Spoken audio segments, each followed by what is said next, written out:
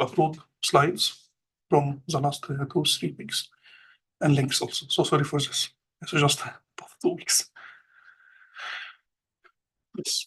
So yeah, so we have the link. So at the end I will put it in. Yes. So today we will talk about sklearn. Sklearn, it's a nice tool. We need to know how to use it. We will work with iris classification in sklearn. I mean iris, it's a nice data set.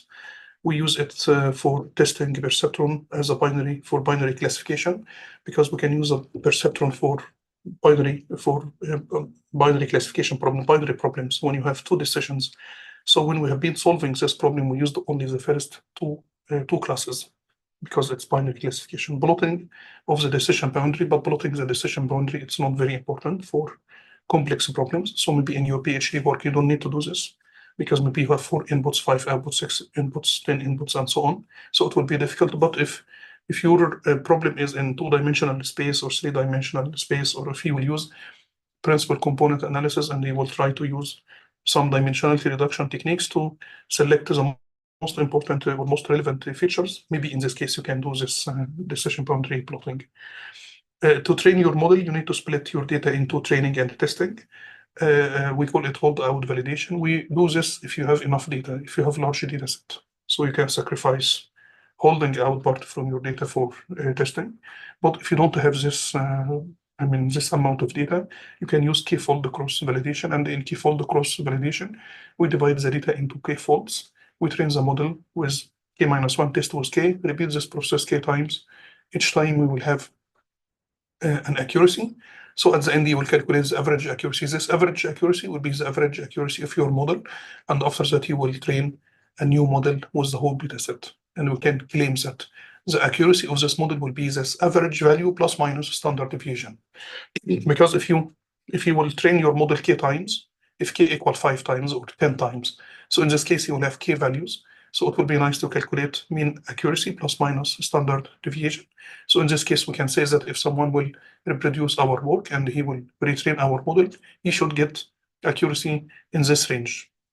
I mean, it should equal to this mean value plus minus this standard deviation. As a perceptron for multi-class classification, if you insist to use a perceptron, which is designed for binary classification problems, we can use it for multi-class classification. And in this case, we will use a technique called one versus rest, OVR.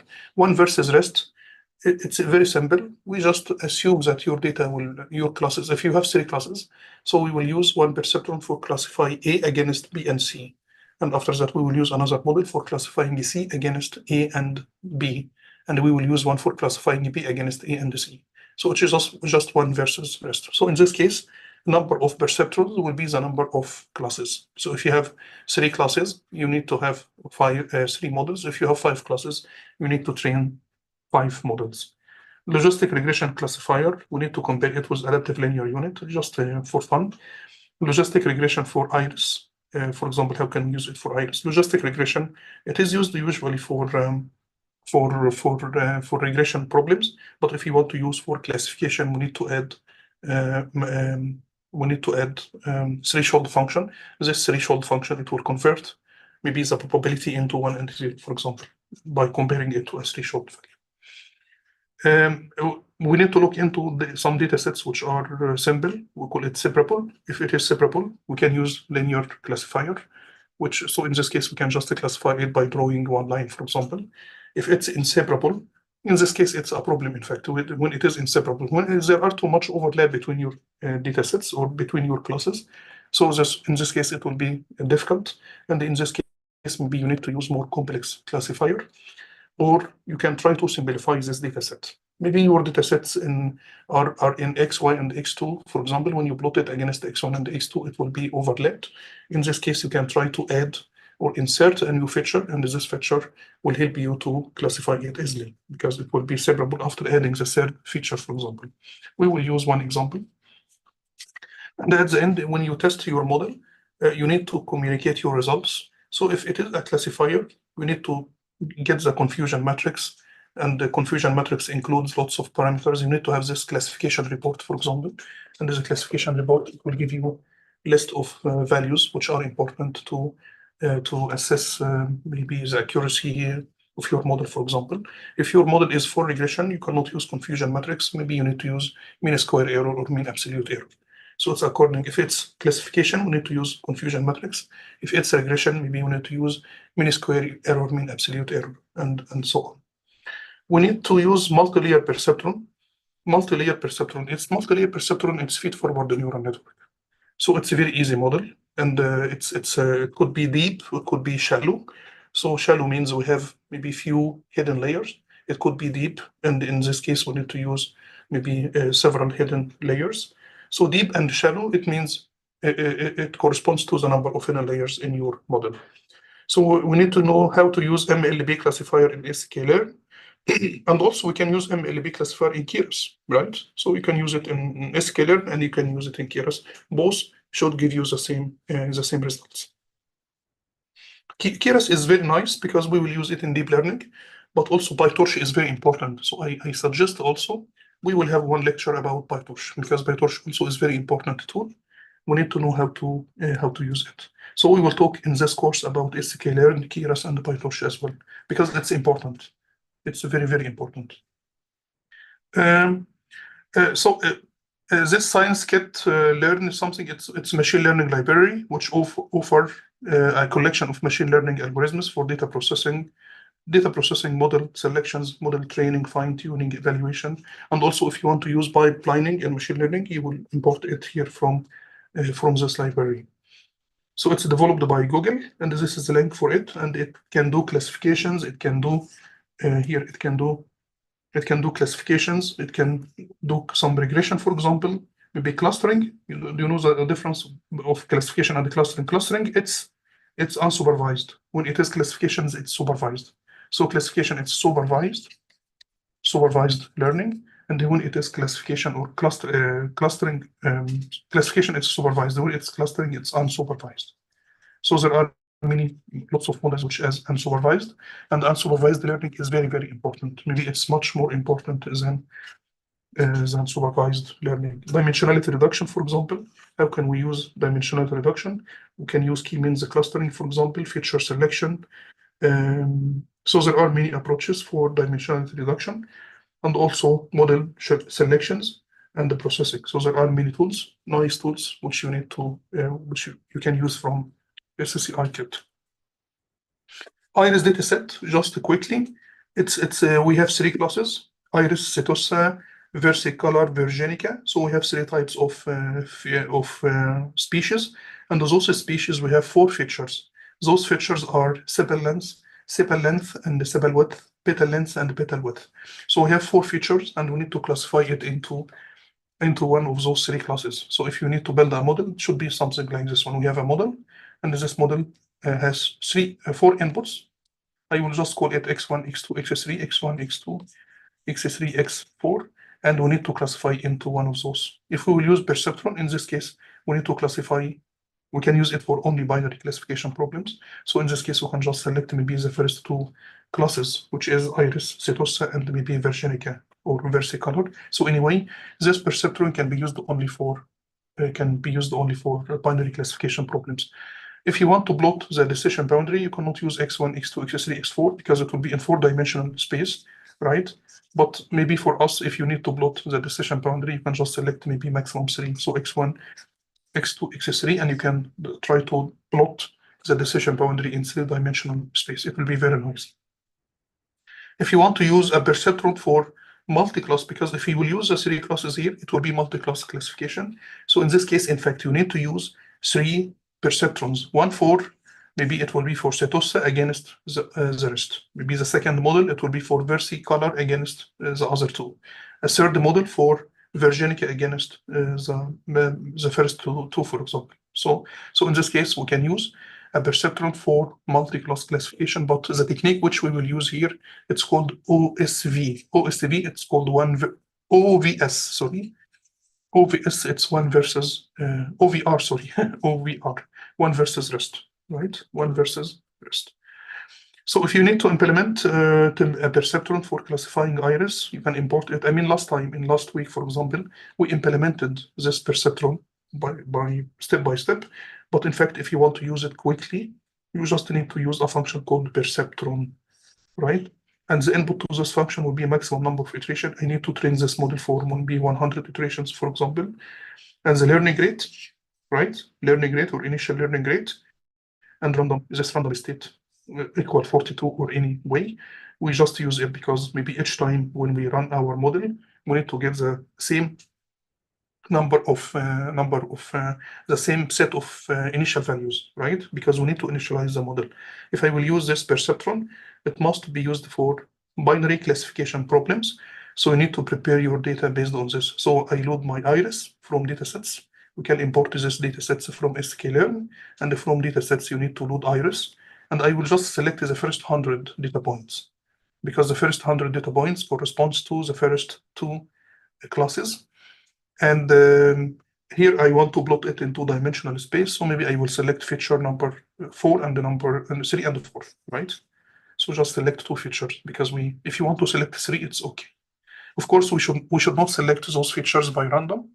At least if you want to use a subset or a reduced set of features, you can use dimensionality reduction technique, principal component analysis, or maybe some feature selection techniques. So, and Y would be also the first 100 points, because the first 100 points corresponds to the first two classes. And in this case, when you define your model, you don't need to define anything, in fact. You just need to define maximum number of iterations and initial learning rate, correct? And when you train the model.fit, you will feed the model with X and Y. So the model will be configured in the training process, because it will look into the size of X and Y, and from X and Y, it will try to configure itself, right? So it will be like this one. And after that, so the pipeline which we are using here, it will be, you need to model something, you need to fit and predict. So we have this fit, predict paradigm. You need to first construct your model, and after constructing your model, you need to fit your model, and after that you will predict, right? Of course, here I'm using just X for testing and for training. This is not correct.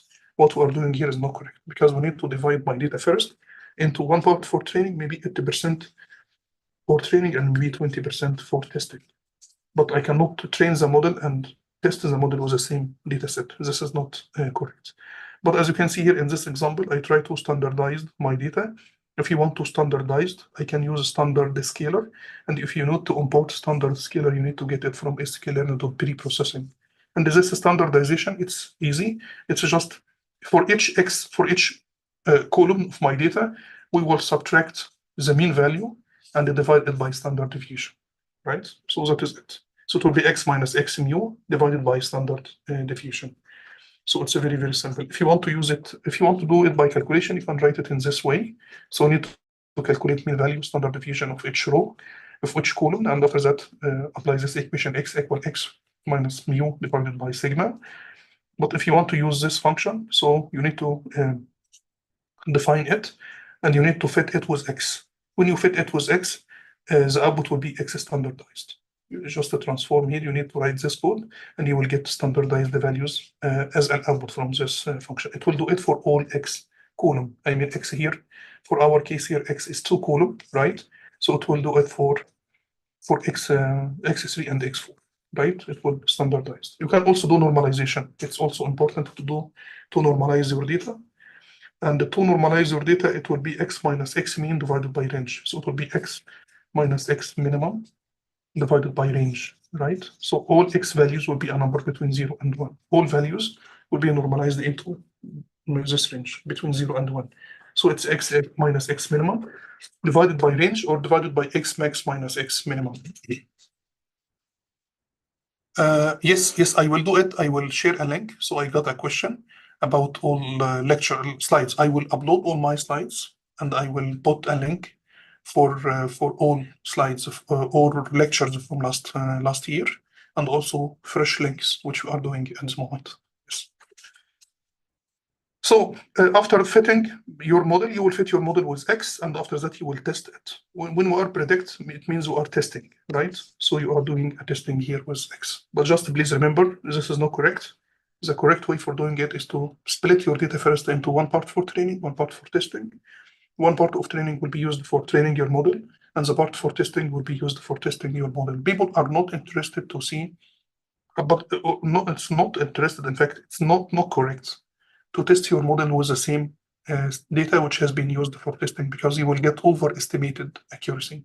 Because the model has been trained already with those data, when you are testing it with the same data, you will get perfect results.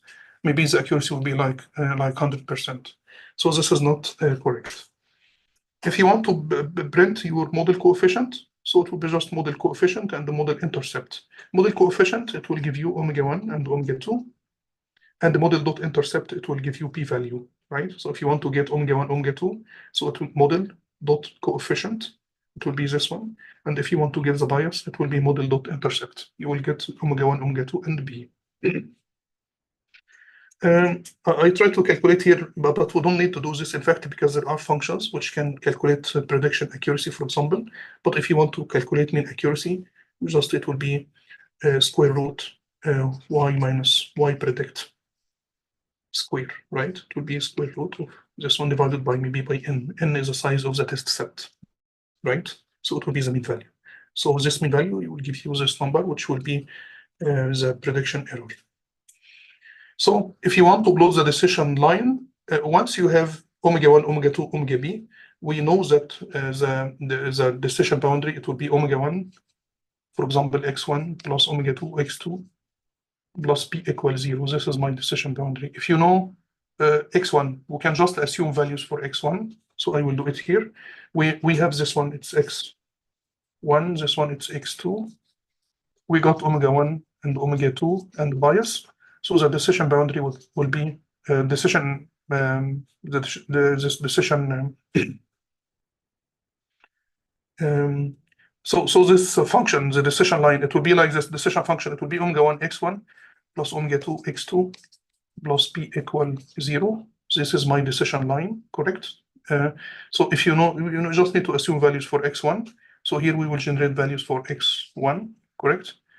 And substitute it into this equation to get x2. So x2 will be minus omega-1 divided by omega-2 multiplied by x1 minus 1 divided by omega-2 multiplied by p. So just substitute values for x1 here. You will get the green line. You can plot this decision line. So this is one way for doing it, right? Of course, also another way is to try to just use mesh grid. So using mesh grid, it will be much easier, and maybe you will get much nicer figure, like this one, for example. So here we need to plot the decision region, for example. So I will generate values for x1 and x2. I know the range for x1 and x2, so I will use a function called arrange to generate all those values, and I will use mesh grid. So the input to this function will be x1 and x2. You will get x grid 1 and x grid 2, and you will substitute those values to your model. So we will have a grid like this one. You will send those points to your model. We will send all those points to my model, and the model will classify it. So some of those points will be classified into +1, and some of those will be classified into 0, for example. So in this case, we can plot this decision boundary in a much easier way. Of course, if your model is not perceptron, because we do it for a perceptron, we can get this line for a perceptron because it's linear model. But if you are working with a multi-layer perceptron, MLP, so of course it's difficult. We cannot do this because it has hidden layers, and it's difficult to find an equation for the decision boundary, right? So in this case, we need to use this mesh grid approach. So, but what we have done so far, it's not correct because we didn't split the data. Here we need to split the data into training and testing. This is very, very important. And we have a very nice function called the train test split. Train test split. If you want to import this one, you can import it from sklearn.model selection. From model selection, you need to import train test split. The input to this function will be your x raw data, x values, y values, and you need to define the test size, right? So if the test size is 0.3, for example, it means the training size will be 0.7. And of course, random state, because when you define this one, it will, I mean, this function, it shuffles the data, in fact, before splitting it. Because in our, if you look into our this iris data set, it's not shuffled, right? So if I will select maybe the first 70% as training, those 70% it will include most of maybe class 1 and the class 2 and some of class number 3, for example. And in this case, I will test the model only with class number 3, which is not correct. So this function, it's beautiful because this function, it will shuffle your data automatically. You don't need to shuffle it. So it will automatically shuffle it. And if you need to get the same set each time after shuffling, you need to specify this random state. So random state equal maybe 42 or something. So in this case, you will be able to get the same set each time.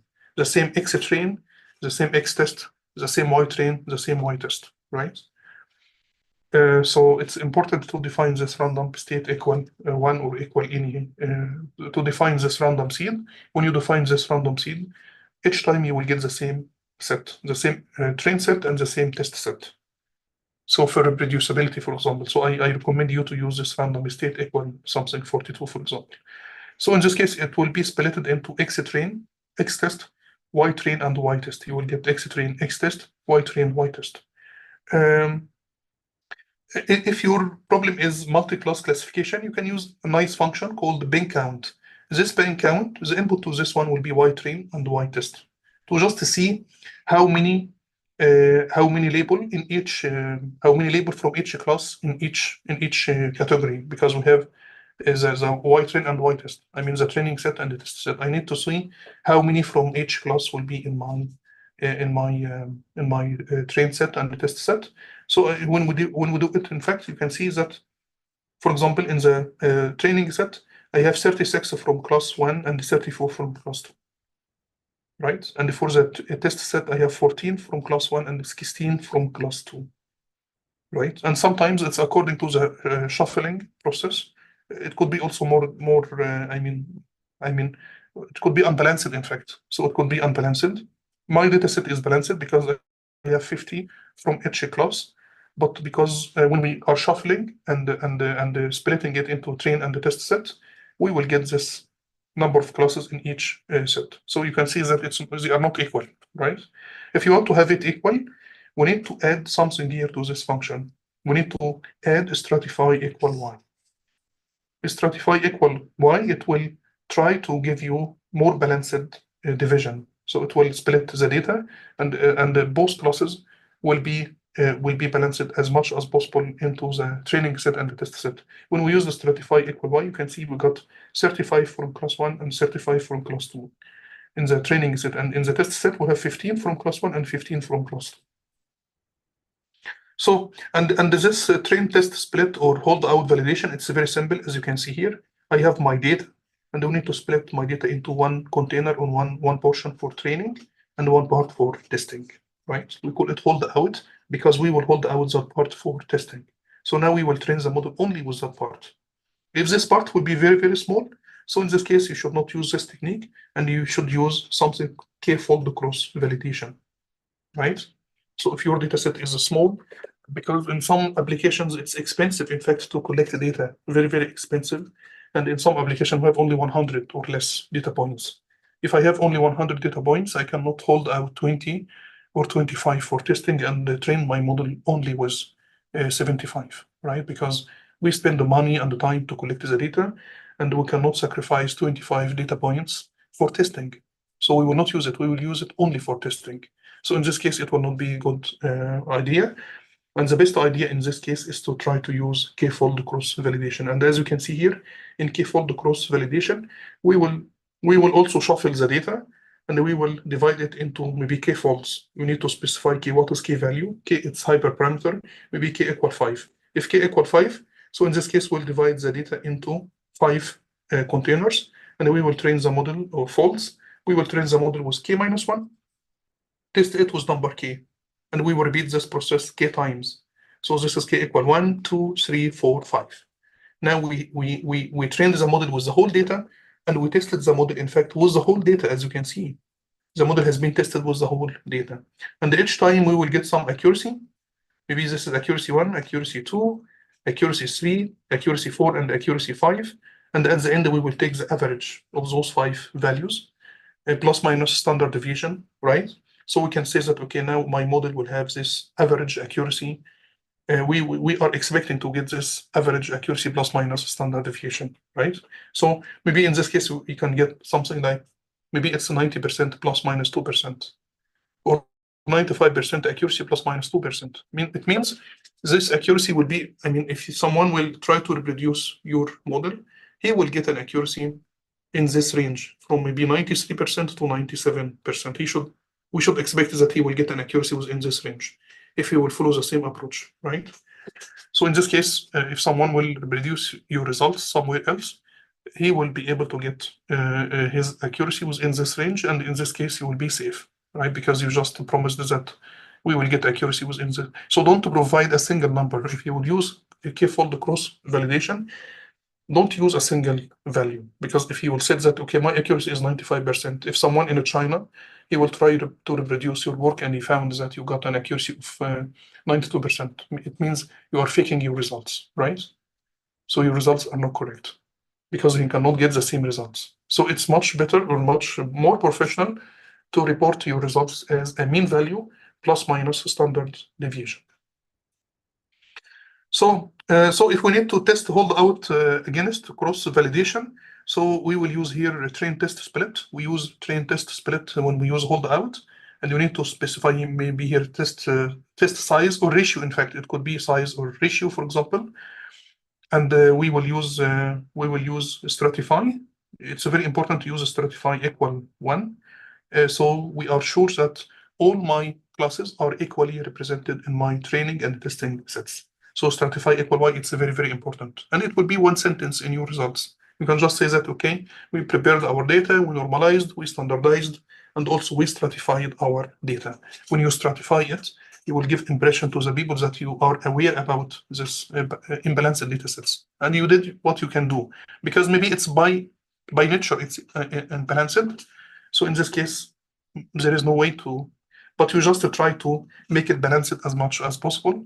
So all data which are available, it will be divided equally between the two classes, right? According to the percentage which we selected. So in this case, we will use the stratify, and then we need to train the model. So we need to repeat the training process of our model. We will define the model one more time. And we will train the model now. This time we will train it using X train, Y train. And after that, we will test the model. So we will use this model.predict using X test. Do you see? Model.predict. So now we will calculate prediction for the test set. And we will get this test. So now you have training error and test error. The most important here is the test error, because this is the performance of my model with unseen data, or with unseen data. And you can see here also validation fraction equal 0.1. What does this mean? This validation fraction. So here we added another coefficient, which called, or factor, which is validation fraction. Do you know what does this mean?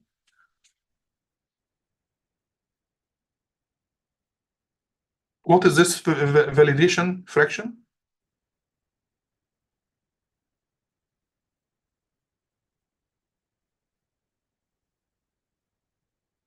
It's, in fact, this validation fraction, we talked about it last time. This validation set, it's the test set for the training set. So when we're dividing our data, we divide our data into one part for training and one part for testing. So this one will be used for testing. This one test. And it's hold out, so we will keep it away for testing. Now we will go to this training set. The training set, we can just use it for training, and when we finish training, we will test our model. But in fact, it's smart to divide it one more time to try to get another validation fraction from it. 0.1, it means 10%. I don't know, in fact, yeah, 10%. So now validation fraction equal 0.1, which is 10%, which means we will use 10% of my data for validation, 10% for validation. And this validation, what will happen? When we are training our model, we will go to the first iteration. We will train the model and we will calculate the accuracy for the training accuracy. The prediction error for the training. We will get this value. After doing this, you will go to the, we are still in this iteration. We will use those 10% for testing the validation accuracy. So maybe the validation accuracy will be a number like this one. Now we will go to the second iteration. In the second iteration, we will use that part for training, and we will calculate the training, the accuracy. Maybe we should expect that the accuracy will go high, correct? Maybe so the accuracy will go high because now we are in the second iteration. Because in the first iteration, we started from initial weights, random weights. Now we are starting from something which has been already trained. So we should expect that the accuracy will increase. We will go also for the validation, and we will just test. We will test the model accuracy with the validation set, and then we will get some accuracy, and we will do this, right? And at the end, we will get maybe two graphs or something like this one, right? So which means the model will be like this one. We have a problem here. So if you will keep training your model, the validation, the training accuracy will keep going up until it reaches 100%, right? So this one will keep going up all time, but we need to look into the validation accuracy, for example, because maybe this one will go up, which is good, but at some point it will start going down. So what does this mean? So it will keep improving, going up, and at some point you can notice that, okay, this validation accuracy started to go down, it started to decrease. So what does this mean? It means that we have overfitting problem, right? So your model is overtrained. When you keep training your model for a long time, what will happen?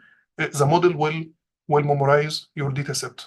It will memorize the training set, and it will not perform well with the validation set. So in fact, having this validation set, it will help us to recognize that our model is overfitting or will overfit. And we can use something called the early stopping technique. And this early stopping technique, it will look into, it will keep an eye all time on the validation accuracy or validation error, for example. And then when this validation accuracy, it will start to go down, it will stop training. This is very important because I don't know, I mean, you can train your model and your model is overfitting. Of course, we can discover it later on, but it will be too late. I mean, after training my model, if you don't have this validation set, what will happen? You will train your model, and after finishing your training, you will calculate this training error, and after that, you will test the model with a test set. You will get this test error, right? So how can we discover that my model was overfitting? If the training error was very, very small, this training error was very, very small, but the test error was very, very high, right? So in this case, we can understand that my model has been overfitting my data, right? But it's too late because now you need to repeat the training process one more time. So now you are not happy because your model overfitted your data, and we need to retrain the model one more time. So I need to go back again and retrain my model one more time. Maybe we need to simplify the model a little bit, increase the size of the data a little bit. We need to play with the hyperparameters, for example, and we will repeat this process. Maybe also after finishing training, you will have the same problem, right? Because your model has been trained for many iterations, and you are not aware that your model is overtrained.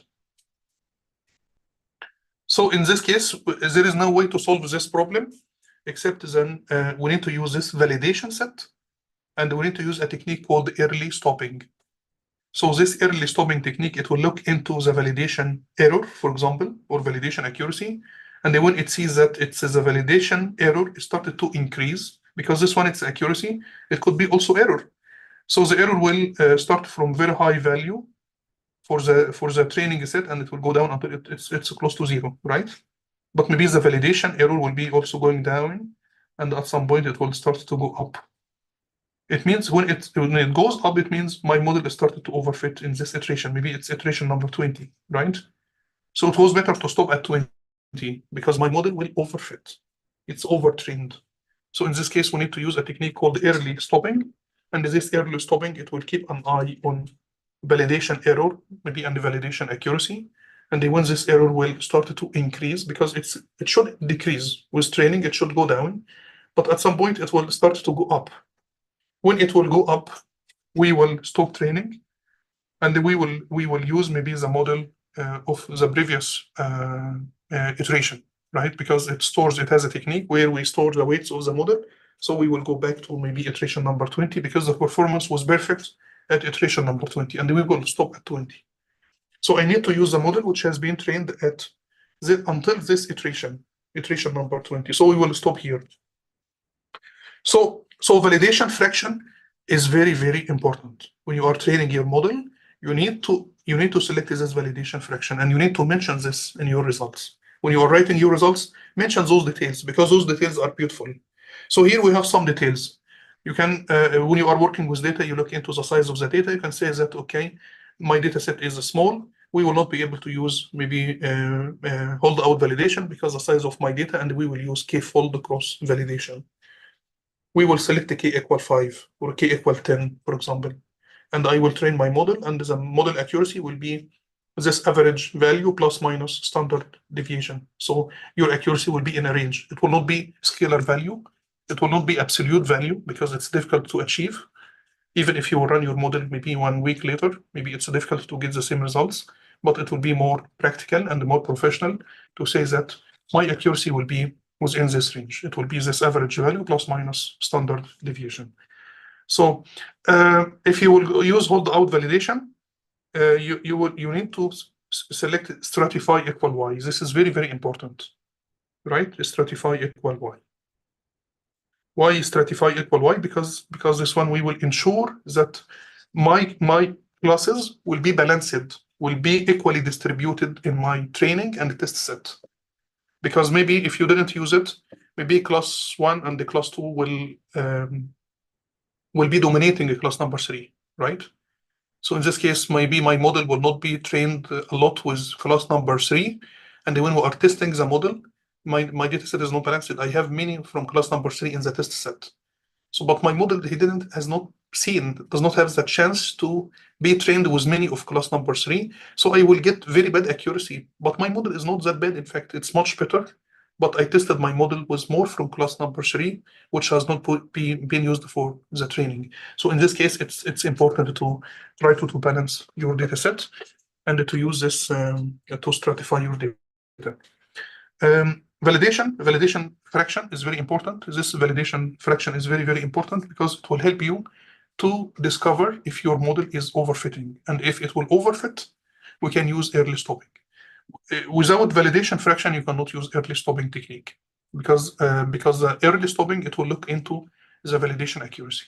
So without validation fraction and calculating validation accuracy and validation error, you will not be able to use early stopping. Early stopping, it will save you a huge amount of time because I can train my model and I'm not happy with it. I will repeat this process. I will repeat it again and again and again, right? And you will get a question, why did you train your model with 20 iteration, not 40, right?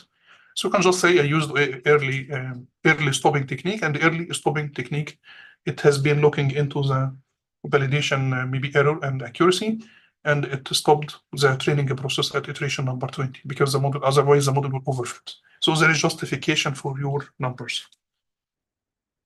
So if you want to use cross validation, it will be the same, but so you need to define your model. We will define our model, and we will use function called the cross validation score.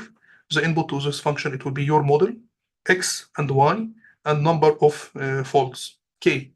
So this CV equal 5, this is k equal 5, means the k equal 5. So it means we will divide k, x, and y into k folds, 5 folds, and we will use it for training this model, cross-validate this model, and we will get the scores. In fact, in this case here, the scores here, it will be a vector of 5 values, right? So it will be accuracy 1, maybe accuracy 2, accuracy 3, accuracy 4, and accuracy 5. So you will get 5 values. If you selected k equal 10, you will get 10 values. So it will be a vector of accuracies. So at the end, you just need to maybe calculate mean accuracy and standard deviation. So in this case, we can say that, okay, my accuracy will be this mean value, mean accuracy plus minus standard deviation. So it will be a range, right? So we will have an accuracy within this range, right? So it will be mean plus minus standard deviation. So it should be within this one. And when you do this, now we calculated the score or accuracy of my model. After finishing this, you will just train your model again. This model will be trained using the whole X value, and you don't need to do any test because the model has been already tested in advance. When we do this cross validation, we do this in advance. So the model will be trained with k minus 1 folds, tested with k, calculate accuracy, repeat this process, right? So we will repeat this process and so on until we finish 4k times, for example. And after doing this, we can say that, okay, if you will train a model like this model with my data set using this approach, you should be able to get an accuracy within this range. Mean value plus minus standard deviation. And at the end, you will train your model with the whole X and the whole Y, right? The whole X and the whole Y. Now we are using all my data points. We don't hold out any data points for testing. We will use the whole data for training. And at the end, we will plot model coefficient, model intercept, for example, and maybe plot your decision boundary, for example. It was nice, in fact, if we can, yes. Also, in fact, in k-fold cross validation, we have stratified, in fact, k-fold cross validation. So stratified k-fold cross validation is a variation of k-fold, which returns stratified folds, which means all classes also will be equally represented in each fold. So stratified k-fold is very, very important. You need to use it. So instead of using a k-fold, you need to use a stratified k-fold. Folds are made by preserving the percentage of samples for each class. If shuffle equal true, it shuffles each class sample before splitting into batches. We need to shuffle it. It's more safe to shuffle your data. So this is an example here. We use here cross validation score, k-fold, stratified k-fold, for example. We will use a simple model which we used with this perceptron. And we will use this function k-fold, number of splits, which is key value, number of splits equal 5, random state, if we need to reproduce those sequence or those folds one more time, shuffle equal true, which means before dividing it, we need to shuffle it, right? And in this case, we will get the index here in this kf. So kf dot get n splits of x and y, and you can just try to print it out and use this bin count. So for example, here you can see here, as a result of using this function, which is not stratified. So in fold 0, the training set will consist of 38 from class, maybe class 1, 42 from class 2, and it will be tested with one fold.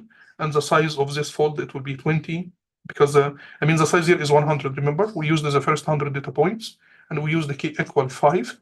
So in this case, each fold will be 20 data points. Each one will be 20 data points. So so 20 will be used for testing, and for training we'll use 80, right? So as you can see here, for the training it will be 38 plus 42. 38 plus 42, in fact, it's 80. For testing we have 20, but those 20 are not stratified. So we'll use 20, 12 from class 1 and 8 from class 2. In fold, in the second, for k equal 2, we will train with another k minus 1 and test with another fold. So by chance, this one was 11 and 9. For training, it will be 39, 41. And as you can see, for example, the last one here, it's 8 from class 1 and 12 from class 2. So as you can see here, it's not very good, in fact. So when you don't use stratify, you will get this distribution. And maybe this distribution, it will, it's okay. Things will be fine. But it will much be better, in fact, if you can stratify. So if you want to stratify, so instead of using k-fold, you can use a function called the stratified k-fold. It will be the same, but instead of using k-fold, you need to use a stratified k-fold. And from this stratified k-fold, as you can see here, the two classes are equally represented in the training and in the test. So each because we have 50 from class 1, 50 from class 2, so when we divide it into k-folds, which is 20, 20, 20, so it will be like 20, 20, 20, 20, 20 data points. Those 20, it will be 10 and 10. 10 and 10, right? 10 from class 1, 10 from class 2, 10 from class 2, 1, and 10 from class 2. So now it's much better. So now for the training process, I will use those for training, this one for testing, for k equal 1. And again, I will use all for training, except this one will be used for testing. So now we should get better, much better results, right? If we can do this stratified k-fold. So it's small details, but it's important because maybe when you are, presenting your work, for example, in a conference or in your defense, for example, someone will ask you, why didn't you use a stratified k-fold? Just do it now. So to avoid this kind of questions, right? just avoid those questions from reviewers, because maybe a reviewer will ask you, can you try this and that? So you need to repeat your results one more time, modify. So it's much better to do it from the beginning.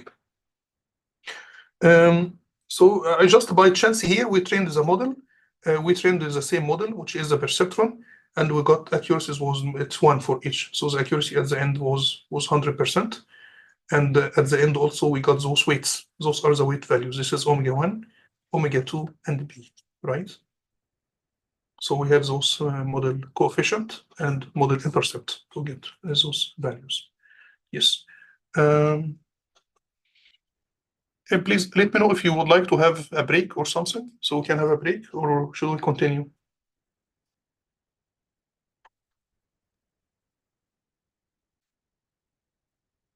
Should we just continue? Yeah, just continue.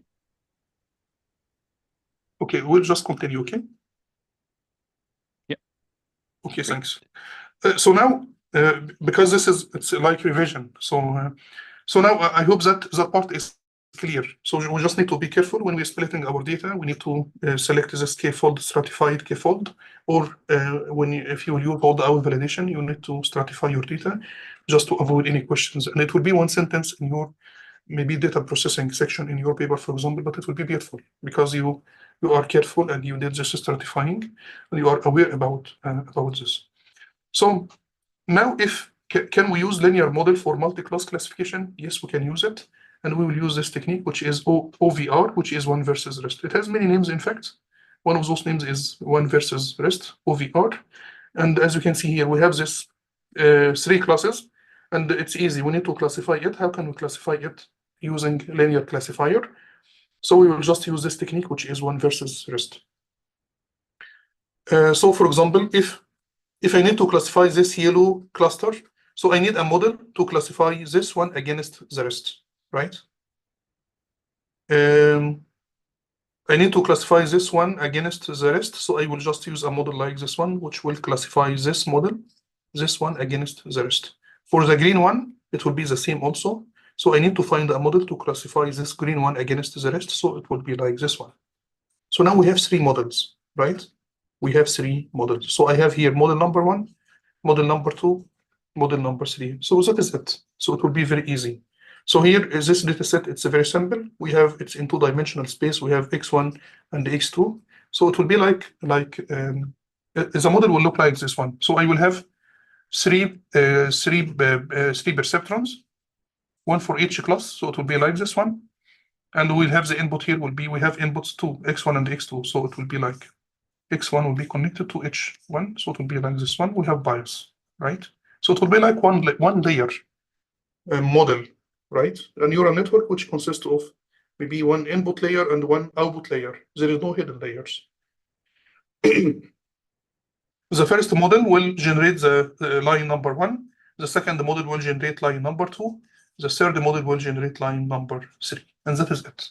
So it will be very, very simple. So here, in this example, we don't have any hidden layers, right? We don't have any hidden layers. We have 3 perceptrons, and each perceptron will generate one straight line. And each model will have 2 weights and 1 bias. So it will be just very, very simple. So in this OVR approach, a binary model is learned for each class to separate that class from all of the other classes, resulting in as many binary models as there are classes. So number of classes, you don't need to define even number of classes. I mean the function will be able itself to know how many.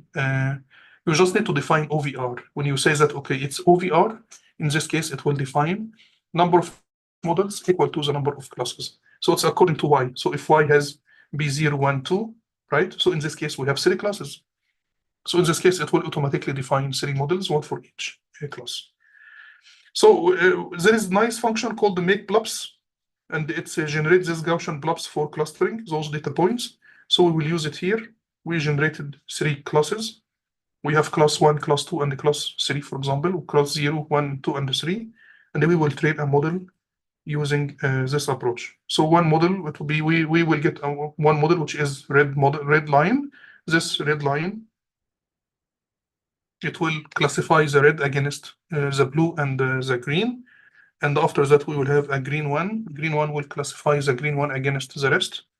And also we will have this blue one, and this blue one, it will classify the blue against the rest. So now we will have 3 models, model 1, 2, 3, model 1 and 2 and 3. And those are the parameters because each model has 2 inputs, x1 and x2.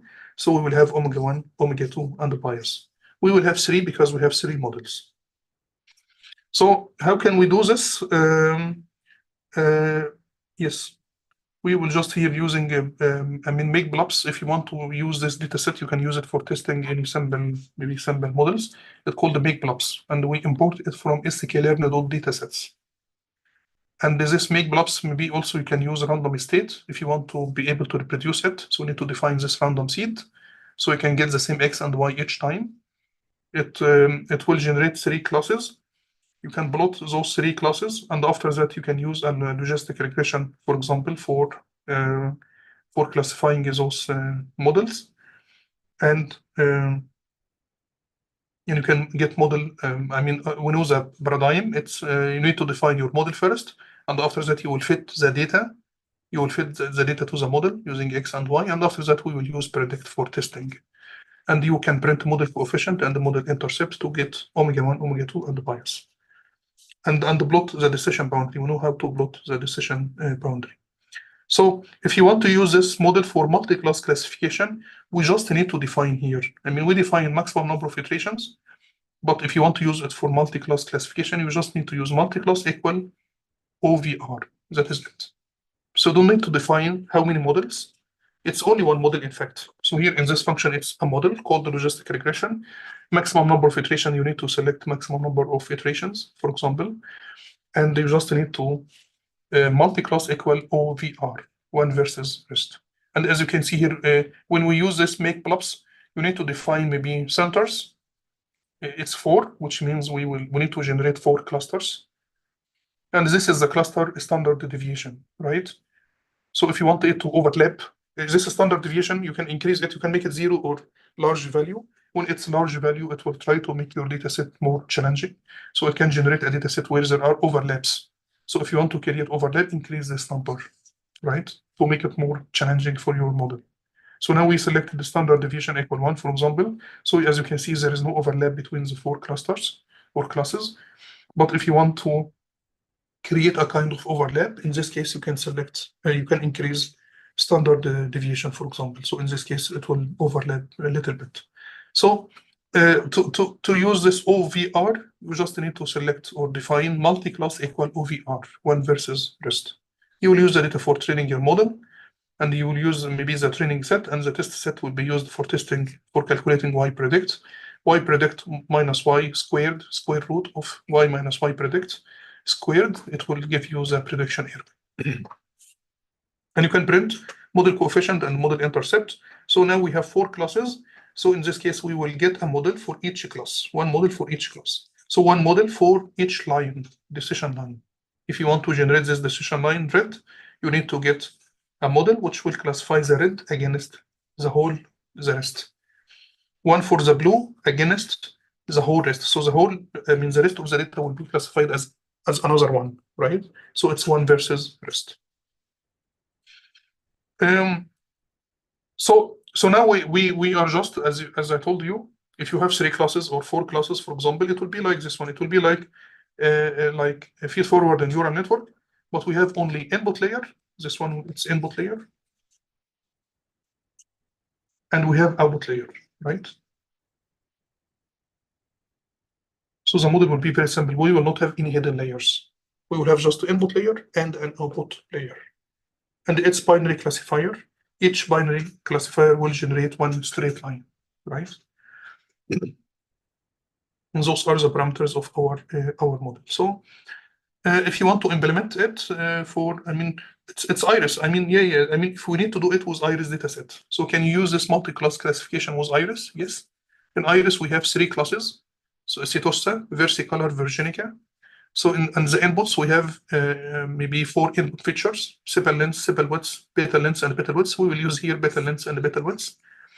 And we will select the 3 classes, not only 2 classes, but we will select the 3 classes. So when you are plotting your data, it will be like this one. So now we need to get one model for each one. One for the green against the rest, one for this one against the rest, right? And the one for the red against the rest. So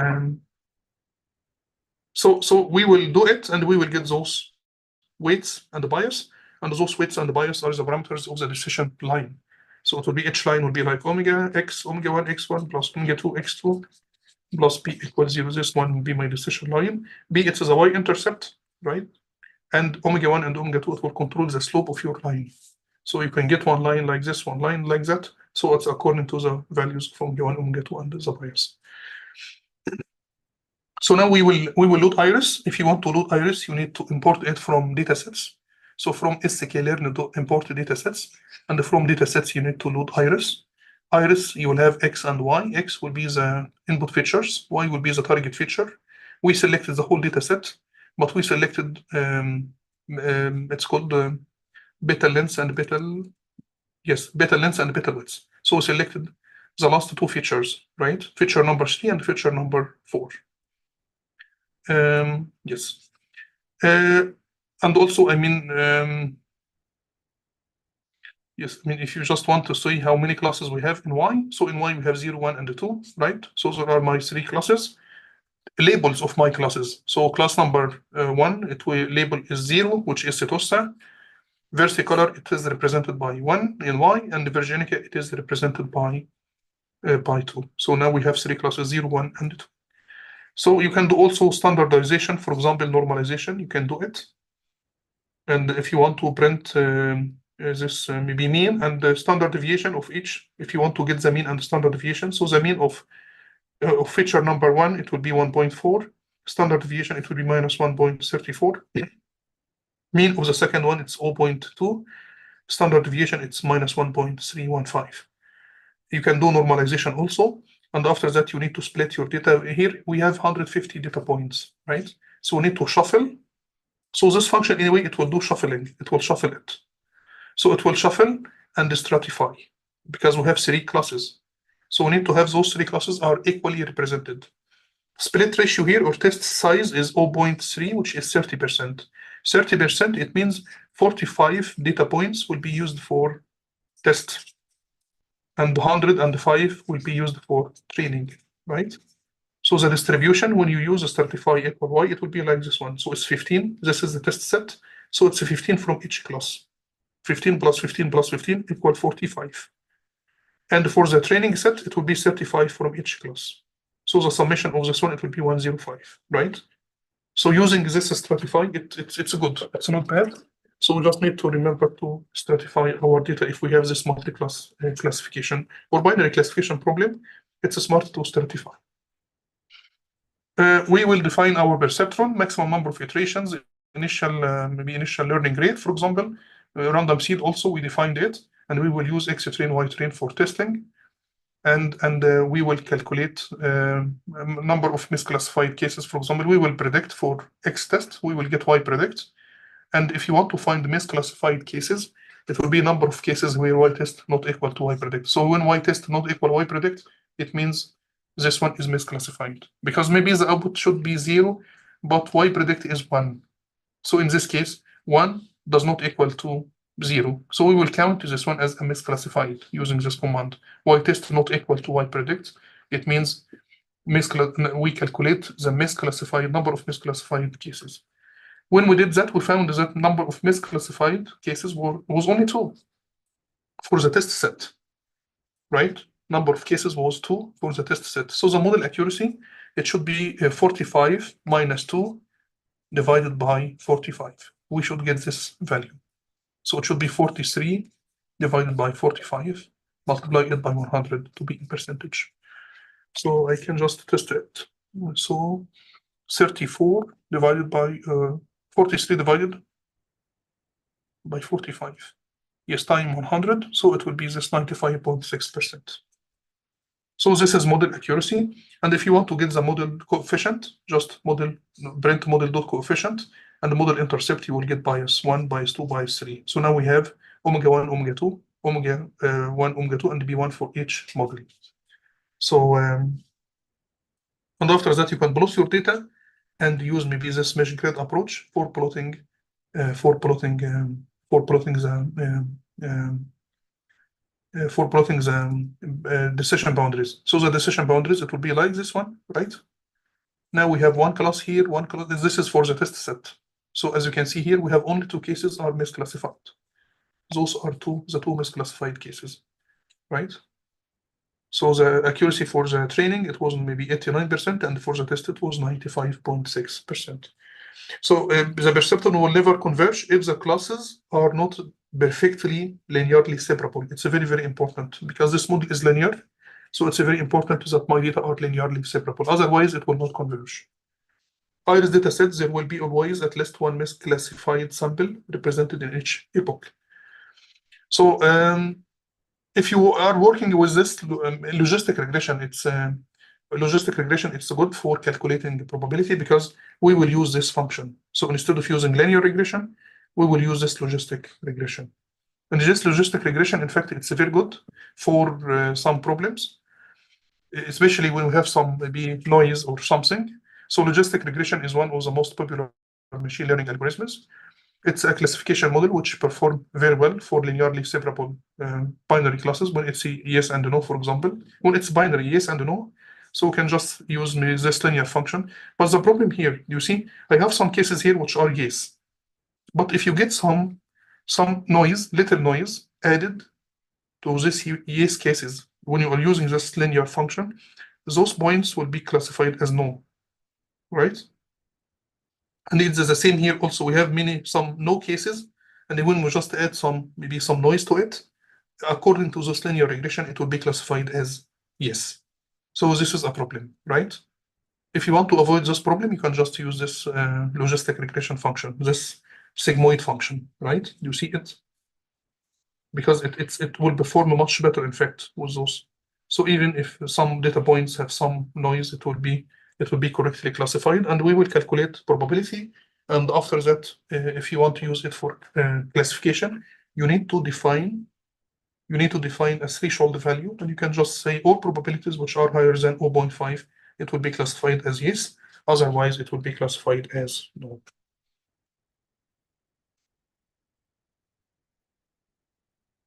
Yes, so this logistic regression, the output should be 1 and 0, for example, yes and no. And it can also be extended also for multi-class classification. So we can just skip adding outliers. So it works better for outliers, right? So if you have this logistic function, so the response will be like this one.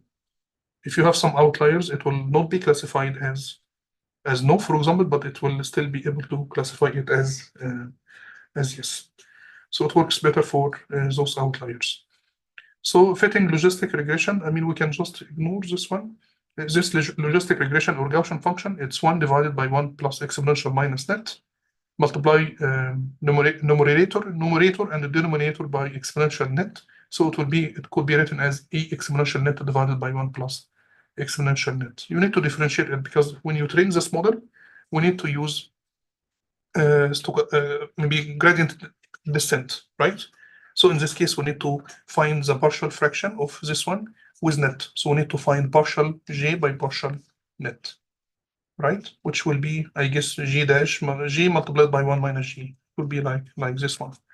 So we need to find its first derivative because we need to use it for this maybe stochastic gradient descent. Yes, so this is the logistic regression model. It's the same as a perceptron. We will calculate the summation. We will get net value here. And after that, we will apply this value to this activation function, which is the Gaussian function. And we will get the output from here, y. And we will subtract this output from, this is the predicted output, right? So we will subtract this one from the y minus y predict. And we will use this arrow for adjusting the weights. We will use a stochastic gradient descent, right? For solving for adjusting the weights here, because we have this function, it's differentiable, right? And when you get the output here, I mean the y value here, it will be probability. It will be a number between 0 and 1.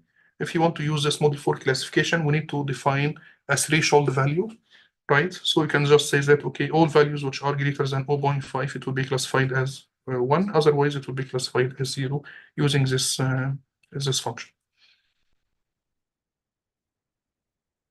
Yeah, we can just skip this one. So now we will go to this part. which is linearly inseparable data sets. If you have a data set like this one, which is linearly inseparable, right? How can we solve it?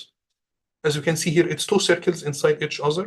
And if we want to use a linear model, we have this two clusters. We generated this data using a function called the make circles. And this make circles also, it's sklearn data sets. You can use it for generating some customized data set. For example, it's called the make circles. If you want to generate those make circles, you need to define number of samples, which will be, for example, 500 data points. And the noise will be, it's binary for binary classification problem. And the noise will be 0.02, or if you want to make also some overlap, you need to increase this value. So increasing this one, it will be more challenging because those two circles will be overlapped by increasing the noise here, right? So make circles, you will get x will be the coordinates, xy coordinates. So this x value, in fact, it will be xy coordinates. So it will be x1 and x2, and y will be the label, right? So for blue it will be maybe 0. For green, for red, it will be 1. So it will be like this one. So we have this data set, and it's linearly inseparable, which means if you want to use a linear model which will generate a line, you will not be able to classify it. So if I selected a model like this one, what will happen? Maybe all data points which above the line, it will be classified into blue, right? So in this case, this one will be correctly classified. Those blue points will be correctly classified. The red lines below the line, it will be correctly classified, right? This one also will be correctly classified. But this red one, it's wrongly classified. And this blue one below the line, it's wrongly classified. So maybe the accuracy here will be maybe 50%, right? So if we selected a line in the middle exactly, maybe the best accuracy which we can get will be 50%. If you take the line above, right, maybe this one will be correctly classified. This one will be wrongly classified. So maybe the accuracy will be much less, right? And maybe it will be also around 50%. So maybe the maximum accuracy which we can get here, it will be 50%. So in fact, we cannot use this linear model for solving this problem because the dataset is linearly inseparable, right? How can we do this? How can we solve it using a linear model? So the data, we can just insert a third dimension, right? We can insert the x3 because when we plot the dataset in x1 and x2, it will be linearly inseparable. The best model, in fact, it should be a model like this one. We need to get a model here in the middle, which will be a circle. This is the best model. And we can see that all data points which are located inside, it will be classified as red. All data points which located outside, it will be classified as blue. So in this case, we can achieve 100% accuracy. But to get this model, this circle, it's non-linear, it's not linear, right? So it's a complex model. So maybe we can generate it, but we need to use feed-forward neural network or multi-layer perceptron for doing this. But in fact, we can do a little bit tricks, small tricks, and those small tricks, it will make my data set separable. So for example, here we can add higher order, a new dimension or a new feature of higher order. We can add x3. And this x3, it could be, for example, equal x1 square and x2 square. So it will be a combination of my features. It will be higher order. It will be a combination of higher order features of my existing features. So we can say that x3 will be x1 squared plus x2 squared. If you will do this, and if you will plot your data in 3-dimensional space, so here we will have x1, x2, we will have here x3. As you can see here, we can see that, okay, now it becomes separable because we can add a model in the model here, in the middle here. Do you see? I can put this model here in the middle. So it will be like this one, right? In the middle. So I can define a decision boundary, right, in the middle, which will classify those classes into one above and one below my decision boundary or decision plane, for example, right? So it could be something like this one. So adding this third dimension, it will make your problem much easier for the model, but also it will be more complex for visualization because my data set was in 2-dimensional space, and now it's more complex here because it becomes in 3-dimensional space, but it's much easier for my classifier. So now I can build a classifier, and this classifier will have 3 inputs, maybe one x1 and x2, and the third one will be x1 squared plus x2 squared, right? and we will have this model classifying it. So now we are doing the opposite of dimensionality reduction. We try to expand the dimension by adding a new dimension. And we wish that the third dimension which we added, it will help us to classify this problem in a much easier way, because we added new knowledge. By adding this new dimension or new feature or super feature, we can call it as a super feature. This super feature, it will be a combination of my features. So in this problem here, we selected x3 equal x1 squared plus x2. Maybe someone else will say, okay, now I want to set x3 equal maybe 2x1 x2 plus x2 squared plus x3 cube plus x2 cosine something, right? You can make very complex combinations. So I mean, selecting this, the third dimension, it's complex, in fact. It's based on skills and also based in maybe on domain experience. You know your data very well, and you can visualize your data, you know good math. So it will be easy for you to try to find a way to add a third dimension, and this third dimension should be a super dimension, which will help you to simplify your problem. So this is one solution. So selecting this one, it could be done by trial and error, or maybe you can use some techniques to help you. I mean, there are some genetic programming, for example. So in genetic programming, we need to define my variables, which will be x1 and x2, and we need to define some operators like plus, multiplication, correct, cosine, exponential, and so on. So we need to define a set of operators, and the genetic programming will try to find good combinations of x1 and x2 to generate this third super feature, and this third super feature will help us to simplify our problem and make it separable.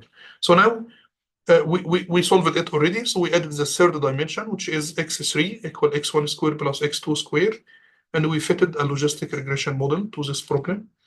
So in this case, the decision boundary will be net equal omega 1 x1 plus omega 2 x2 plus omega 3 x3 plus bias. My model now will have 3 inputs. So instead of having 2, the input will be x1, x2, x3. This one multiplied by omega 1, omega 2, omega 3. We have here the bias, right? Summation and this logistic regression, right? So it will be like this one. It's a binary classification problem. So we will calculate a probability here from this logistic regression model, and we need to apply this one to be another threshold function, and this threshold function, it will convert the output into +1 and 0, for example, right? So it could be done like this one. So the decision boundary here will be net equal omega 1 x1 plus omega 2 x2 plus omega 3 x3 plus pipes, and we will. So this is one solution. I have also another better solution, in fact. So in fact, instead of inserting a new dimension, a new feature of higher dimension, we can play with the existing ones. We have x1 and x2. So if you can square x1 and x2, what will happen? So instead of training my model using x1 and x2, I will use a model which will be trained using x1 square and x2 square. So the summation here, in fact, net function here will be x1 squared plus x2 multiplied by omega. It will be omega 1 x1 squared plus omega 2 x2 squared plus p equals 0. In fact, this equation is an equation of a circle, right? So just by squaring x1 and x2, square x1 and x2, you will generate a decision boundary, and this decision boundary, in fact, it will be a circle. So now I will use x1 squared and x2 squared as an input, and I will train my model, and we will try to find the coefficient omega 1 and omega 2, and the b, substitute omega 1 and omega 2 into my net function or decision boundary. So it will be this one, minus 8.17 multiplied by x1 squared plus x2 plus this number equals 0. Try to simplify it like this equation. So it will be like x1 squared plus x2 squared equal this number squared. It means this decision boundary will be a circle with a radius equal 0.91. It will be a circle with this radius 9.1. So now, as you can see, when we are plotting it, it's a circle. It's a very nice circle. And this circle, in fact, it helped us to classify those two classes with an accuracy equal 100%, right? So just playing with those features. So if you are working with a problem, And why we are doing this, in fact, because today lots of people are working with this explainable AI, for example, right? Explainable AI. And in fact, the idea of explainable AI is to build a machine learning model which is easy to understand. People want to know why this model said yes and no. If you have a patient and you need to feed the patient data into the model, and the model he will say yes and no for some disease, for example, maybe doctors and the patient family, they want to understand, justification. Why it's this disease and not that one, right?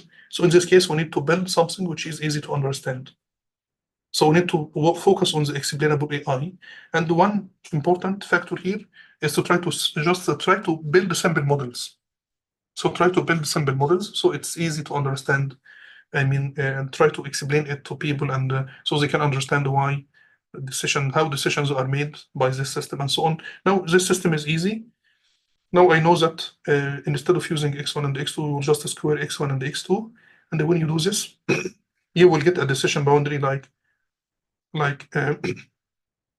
x1 squared plus x2 squared minus this number equals 0. When you are plotting it, you will get a circle, right? When you plot it, if you will plot it against x1 squared and x2 squared, it will be a line, straight line. But when you plot it against x1 and x2, it will be a circle. You will get a circle. And all data points which are inside the circle, it will be classified as yellow. And all data points outside the circle, it will be classified as this one, right? So now we can simplify it. So as you can see here, when you visualize it, when you plot it against x1 and x2, the decision boundary will be a circle. If you want to plot it against x1 square and x2 square, it will be a straight line. And this is correct, because just the input to my system is x1 square and x2 square. When it's x1 square and x2 square, my system is linear, right? So it will generate a straight line. We generated a straight line by my model. But if you take root of this one and this one, it will go from this form into that form. This is the original structure or original data, how it looks like. If you can plot it against x1 and x2, it will be a circle. But if you will plot it against x1 square and x2 square, it will be a linear. And our model is linear model, right? This perceptron or logistic regression, it's linear model. So how can we use this linear model for generating non-linear decision boundary? Just by feature construction or feature engineering. We call this one feature engineering. When we are playing with x1 and x2, our features, we call it feature engineering. So we try to change those features into maybe higher order features, which carry more information, and it can help us to simplify our problem. So this example, I like this example very much because it helps people to understand the meaning of maybe feature engineering or feature construction. For example, we construct a new feature, or we try to replace our features with super features, which will simplify our modeling process. So now we will use logistic regression with iris one more time. As you can see here, this is iris data set, and those are the features, and those are the labels. So we have 3 labels because we have 0, 1, and 2. We have 3 labels. So those are our features. You can standardize it, for example, using a standard scalar. You can normalize it also, and after that, you will use logistic regression for solving it. It will be one versus rest approach, right? When you're using this logistic regression. And in this case, you can see that we got those model parameters. We use the 4 inputs. In fact, we use the 4 inputs. So the model will be like this one. We will have like one output layer, one for each class. And we use here the inputs will be 4 inputs, right? So it will be like x1, x2, x3, x4. We have here bias. We have here bias.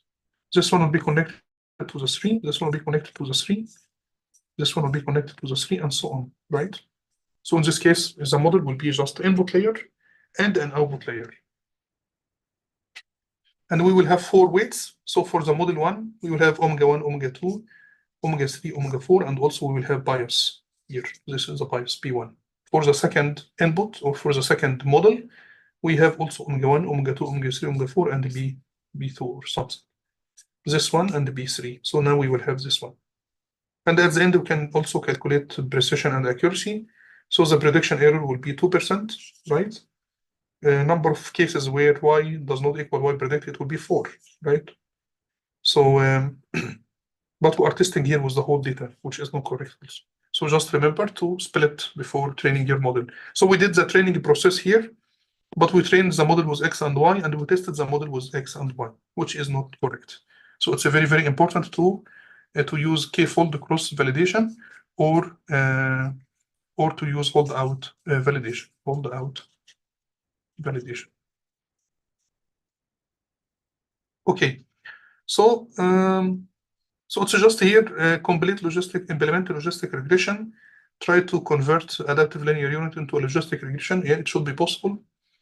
Training set. So it's just we have this. I mean, just to summarize, if you want to maybe implement a logistic regression by yourself, this is my data sets. So we will have number of features. This one will be a vector. This one will be maybe a scalar value, right? And our hypothesis here, it's using this logistic regression function. So we need to, our activation function will be 1 divided by 1 plus exponential minus net. We need to define if you need to train it using maybe this gradient descent, for example. We need to define the cost function. So the cost function will be 1 divided by maybe the mean value of error. So it will be 1 divided by m.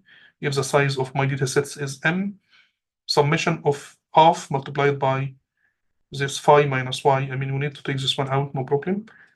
Phi minus y, or the output y minus t. It's better to just see this one y minus t square, right? Y, it's a phi of x, or phi of net. Y, it's phi of net, yes. Y, it's phi of net minus y. After this one, you need to use maybe you need to use this threshold function. So y will be 1 if phi net is greater than or equal to 0.50 otherwise, right? So this is this one, it's a threshold function. We call it threshold function. Threshold function. Now we need to just we need to solve it. So we need to update weights. If you want to update weights, so old omega or new omega equal old omega plus delta omega. Delta omega, it will be minus eta multiplied by the gradient. So the gradient will be partial j by partial omega, right? Partial j by partial omega. It will be partial j by partial y multiplied by partial y by partial net multiplied by partial net by partial x. It will be like this one, right? Partial j by partial y, partial j by partial y, it will be 2 times half.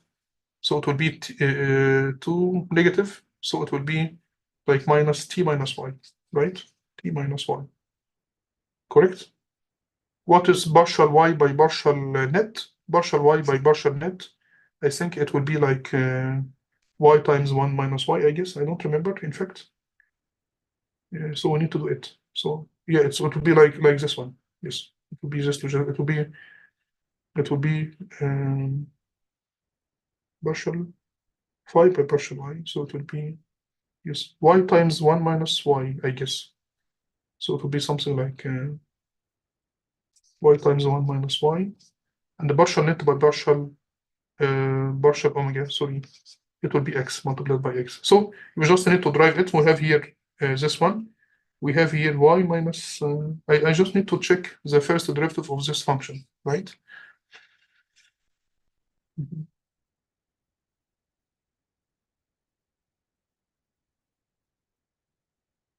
Yes, and update the weights. I mean, if you want to implement it. Maybe this is a logistic regression implementation. It's here in this example, if you want to check it. So now we need to test it with iris. If you want to test the logistic regression, it's used also for binary class classification, unless it is one versus rest. So we will select here the first 100 points. So this one will be one class, this one will be another class. So we need a model which will just try to find a line like this one. Here, in fact, I can tell you something about support vector machine and this model, right? This model, it will select a line which is closer to one of those the 2 classes. So maybe this line will be like this. It will be like this one, maybe, right? It will be like this one. So it will give you a model which is okay, but if you have some noise in the future, maybe some of those blue points will be classified as green because this line is touching this. It's very close to this one. So the difference between using those models and support vector machine, the support vector machine will try to find a decision line which is which is dividing the gap between the two classes.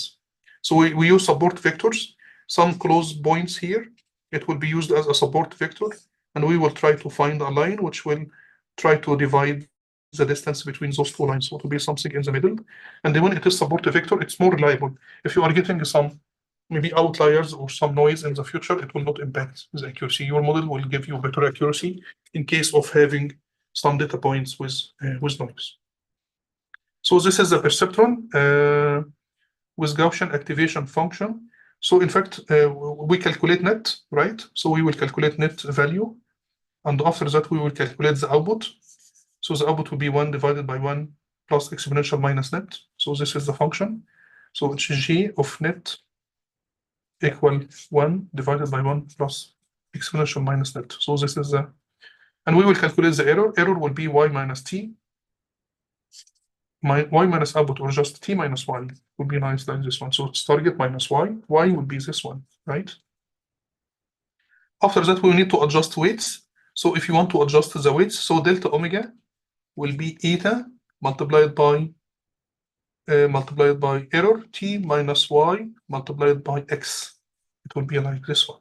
We will do it for delta omega. We will do it also for b. So for b, it will be also eta multiplied by t minus y multiplied by 1, right? It will be like this. So now we have delta omega and the delta b. We just need to update. So omega equal omega plus delta omega, and b equal b plus delta b. And after doing this, maybe for each epoch, you need to calculate maybe the error for the test set. And if you have a validation set, you need to calculate maybe validation error. And you can store those values and plotting it to see if your model will overfit or not. So we will do this for, so we write, we define our model, define number of epochs, learning rate, maybe this random seed. And this one will be used for inference, which is just a prediction, correct? So we will calculate net equal x multiplied by omega plus p. And we will calculate the output will be 1 divided by 1 plus exponential minus net. And we'll just need to apply the threshold function here. So if the output is greater than 0.5, the output will be 1. Otherwise, it will be 0. So this is the threshold function, which is like this one, because we will use this model for classification for regression. Yes. So when we train it, the model, we are starting, maybe this is the number of epochs, this is the prediction error. So prediction error goes up, down, and it will go down until it's 0, right? So we will do this, and this is the decision line. Yes. So now we need, if you are training your model, you need to, in fact, to check model accuracy, right? If it's a regression, we need to calculate mean square error, mean absolute error. If it is classification problem, we need to get the confusion matrix and the classification report. So this is very important. So the confusion matrix is, if you would like to take, maybe we can take 10 minutes break and we can start again. Is it okay? Yeah, I think we can take. Okay, thank you. So we will take just 10 minutes break and then we can start. Thank you.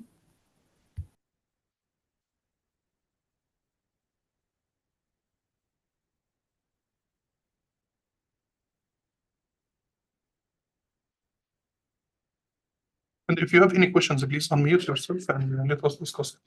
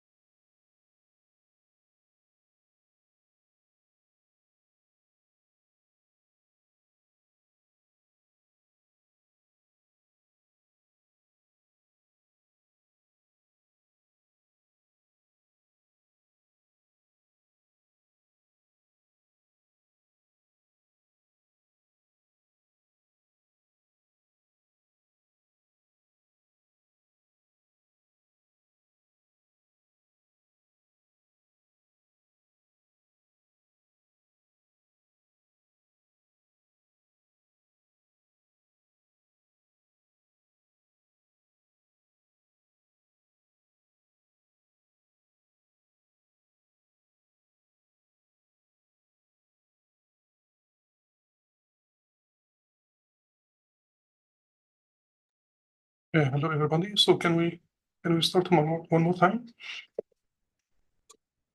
Yeah. Let's continue. Yeah, sure. Okay, so we will start again, and now we need to talk about confusion matrix. It's very important if your problem is classification problems that you use confusion matrix for the test set, not for the training set. And the confusion matrix is its table, which is describing the performance of your classifier using on the test data, which is the true values. So as you can see here, it's a matrix and it's a square matrix. If you have 2 classes, it would be 2 times 2. If you have 3 classes, it would be 3 times 3. If you have 5 classes, it would be 5 times 5. So we have on one side, we will have the actual classes, and on the other one, we will have, maybe on y-axis, we will have actual classes. On x-axis, we will have those predicted classes, for example. And those classes, if it is binary classification problem, it will be maybe positive, negative, and the actual will be positive, negative. And when it is predicted positive, it will be true positive. So it will be, so when actual positive and the predicted as positive, it will be true positive.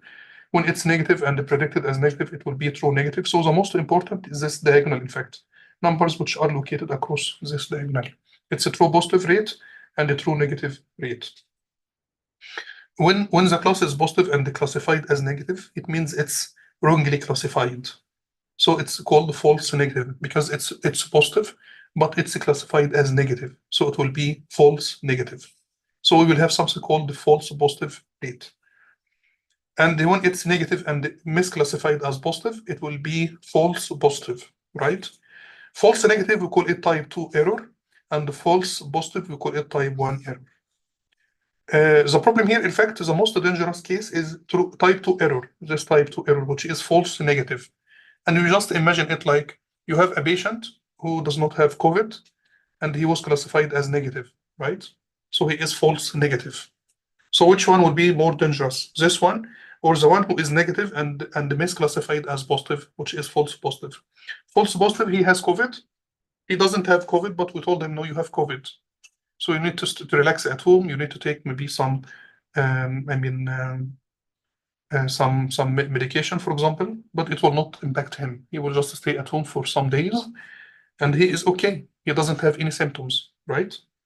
He is false positive. So false positive and false negatives are type 1 error and type 2 error. Type 2 error is more dangerous. If you are building a system or a classifier for a healthcare application, for example, you need to look into this type 2 error. You need to talk about it. So the accuracy will be a true positive plus true negative divided by the total number. So this accuracy will be true positive plus true negative divided by the total number. It will be the accuracy.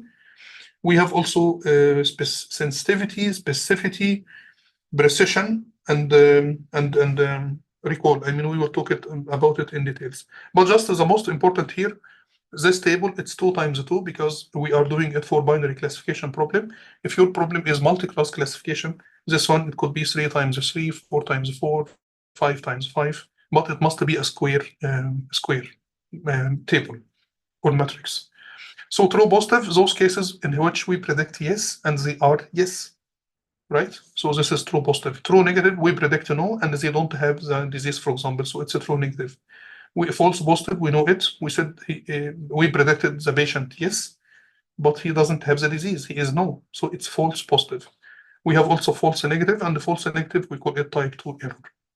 Prediction error will be the summation of all false predictions divided by total number of predictions if you want to get this prediction error, right? So, I mean, here we have this accuracy will be true positive plus true negative divided by total. As the other side, if you want to get prediction error, it will be false negative plus false negative divided by the total. So it will be prediction error.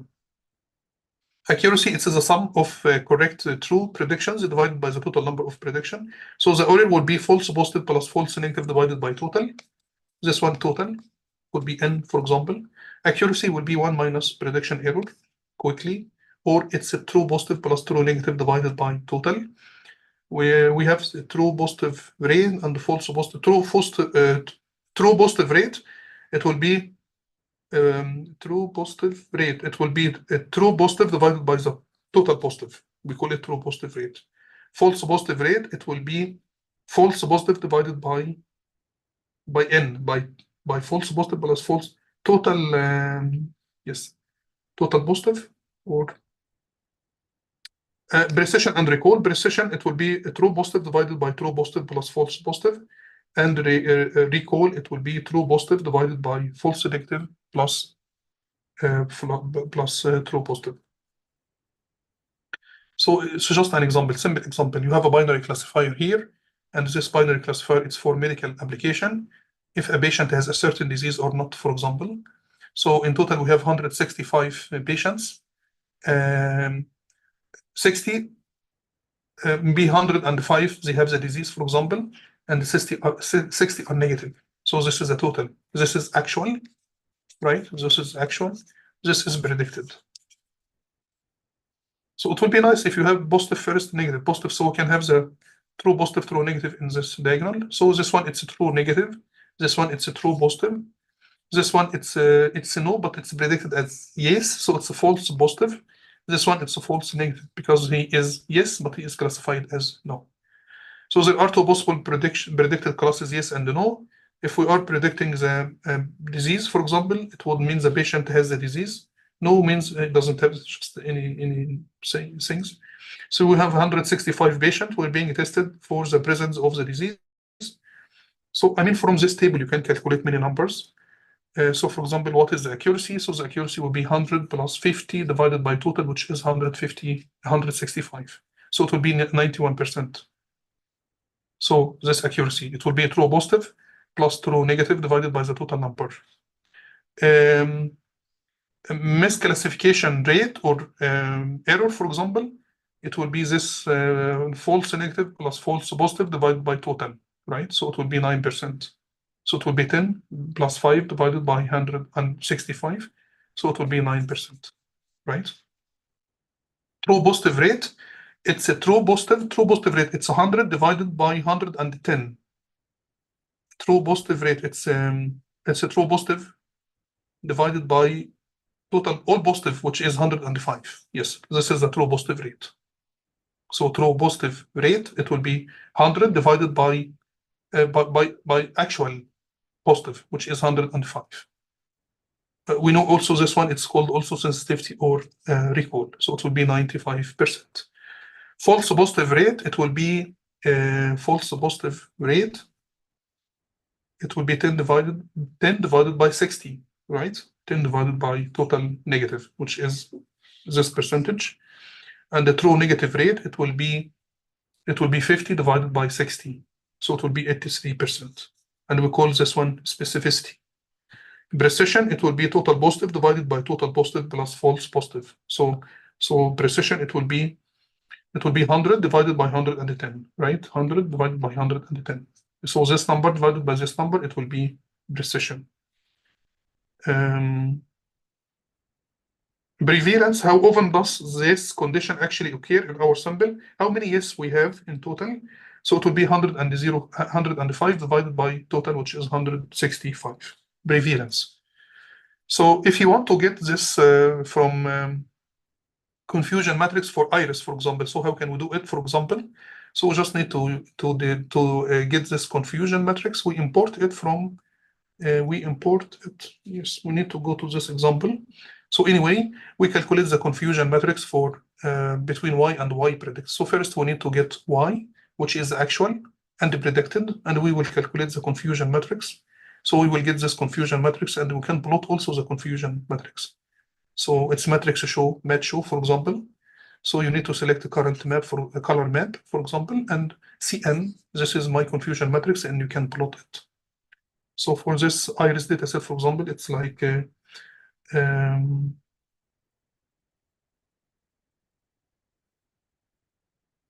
it says for the first two classes. This one, it's for the first two classes, but we have something wrong here, in fact, because we should have 150, right? Should have 100, sorry, in total 100. We have here 50 from class 1 classified as 1, and 49 from class 0 classified as 0. So I guess we have something wrong here in those. How many classes here? So y predict, right? So we have something wrong here because we should have 100 data points. Now it's 99, right? Which is a problem. So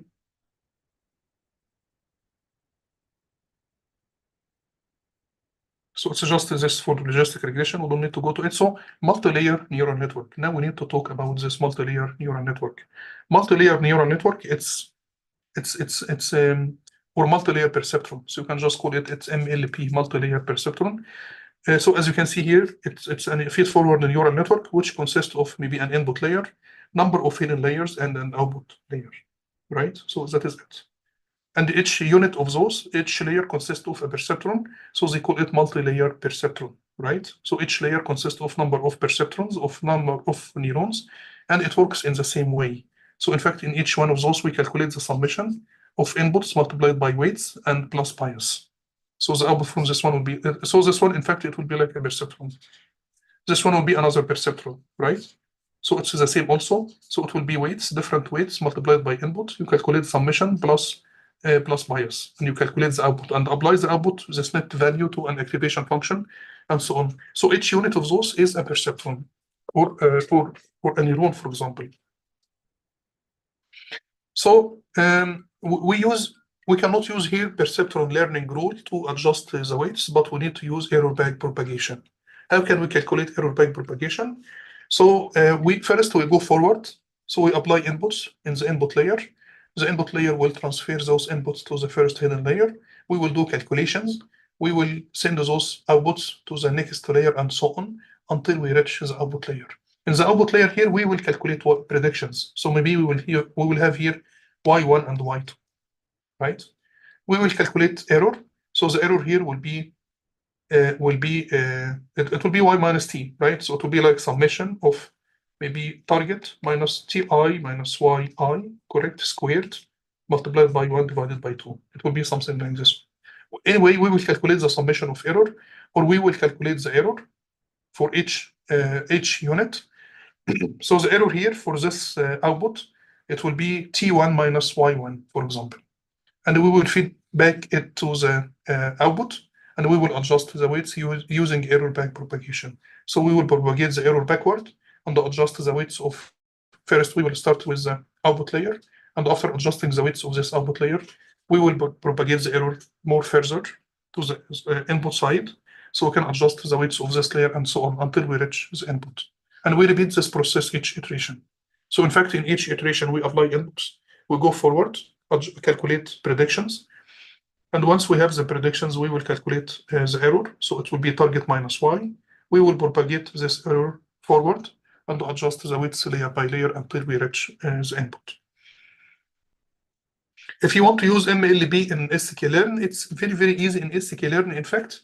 So we will try here to use it, multi-layer perceptron, implement it in sklearn, and also implement it in Keras, for example. So if you want to, MLB classifier, it's called MLB classifier, multi-layer perceptron. So it's not called MLB, but it is called MLB classifier. If you want to import it, you need to import it from sklearn.neural network. Just import it from sklearn.neural network. Import MLB classifier. So here in this example, we need to use MLB classifier with iris. So we need to load iris datasets. We will get it from sklearn.datasets, load iris, and iris we will have x. It will be iris.data, and y will be iris.target.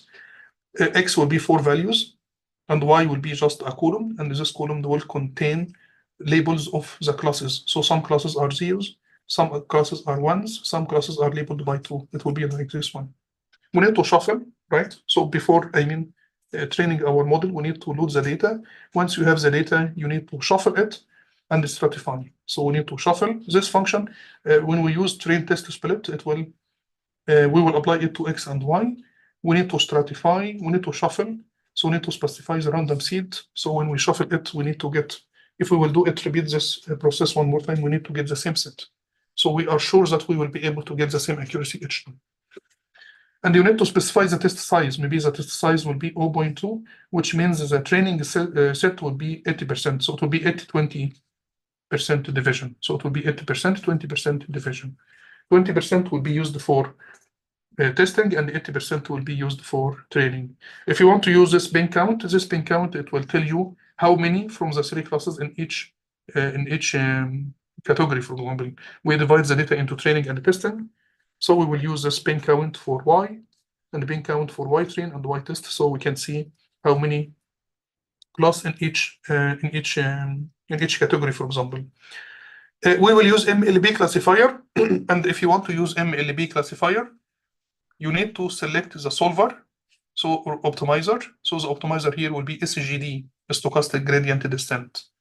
Random state also need to select it, maybe equal 42, so you can initialize the weights with the same random set each time.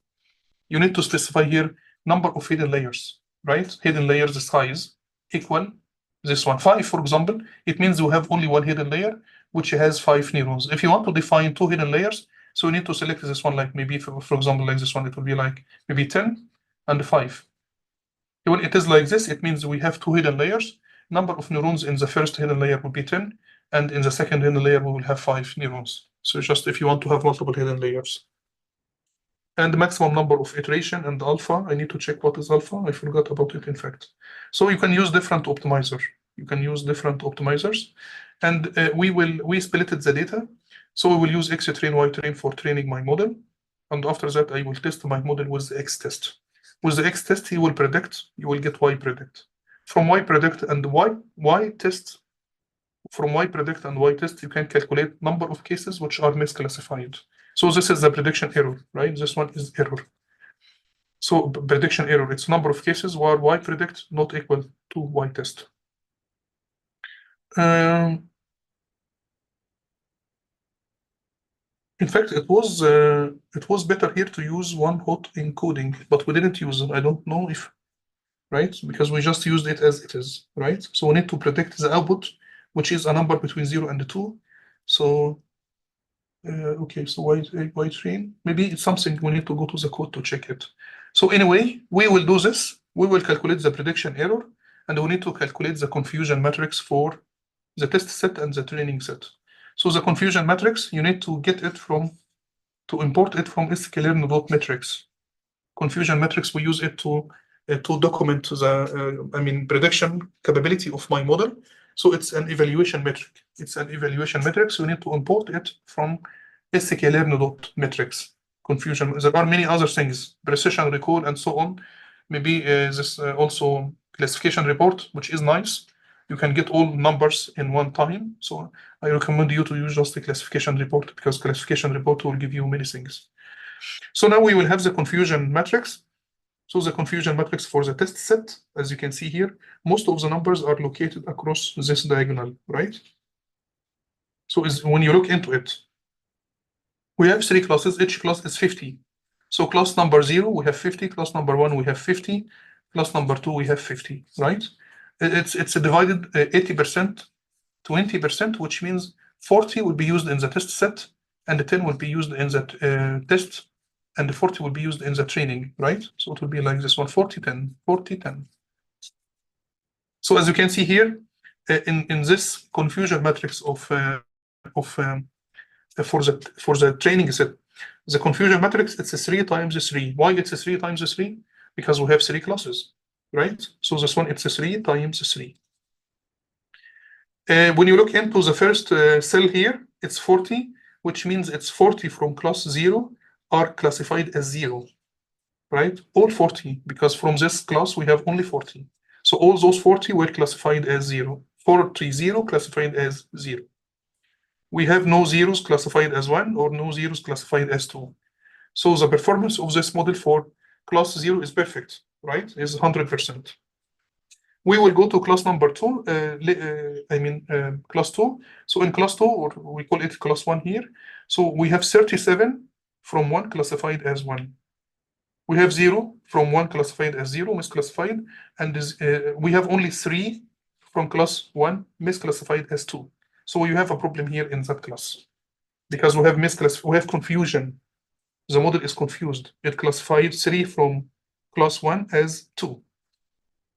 We will go to class number 2. We have only 40 classified as 2. We don't have any misclassification for that one. So this model performed very well with class 0 and the class 2, but it's not very well with class number 1, right? This is for the train set. For the test set, we have 10 from each one. As you can see, it's perfect. All numbers are located across this diagonal. So the performance with the test set is 100%. 10 from 0 classified as 0, 10 from 1 classified as 1, 10 from 2 classified as 2. So the performance here is 100%. We have one problem here.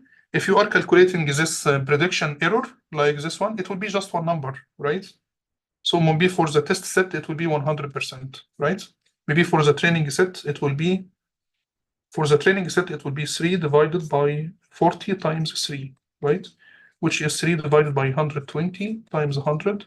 So it will be, I will just multiply it quickly.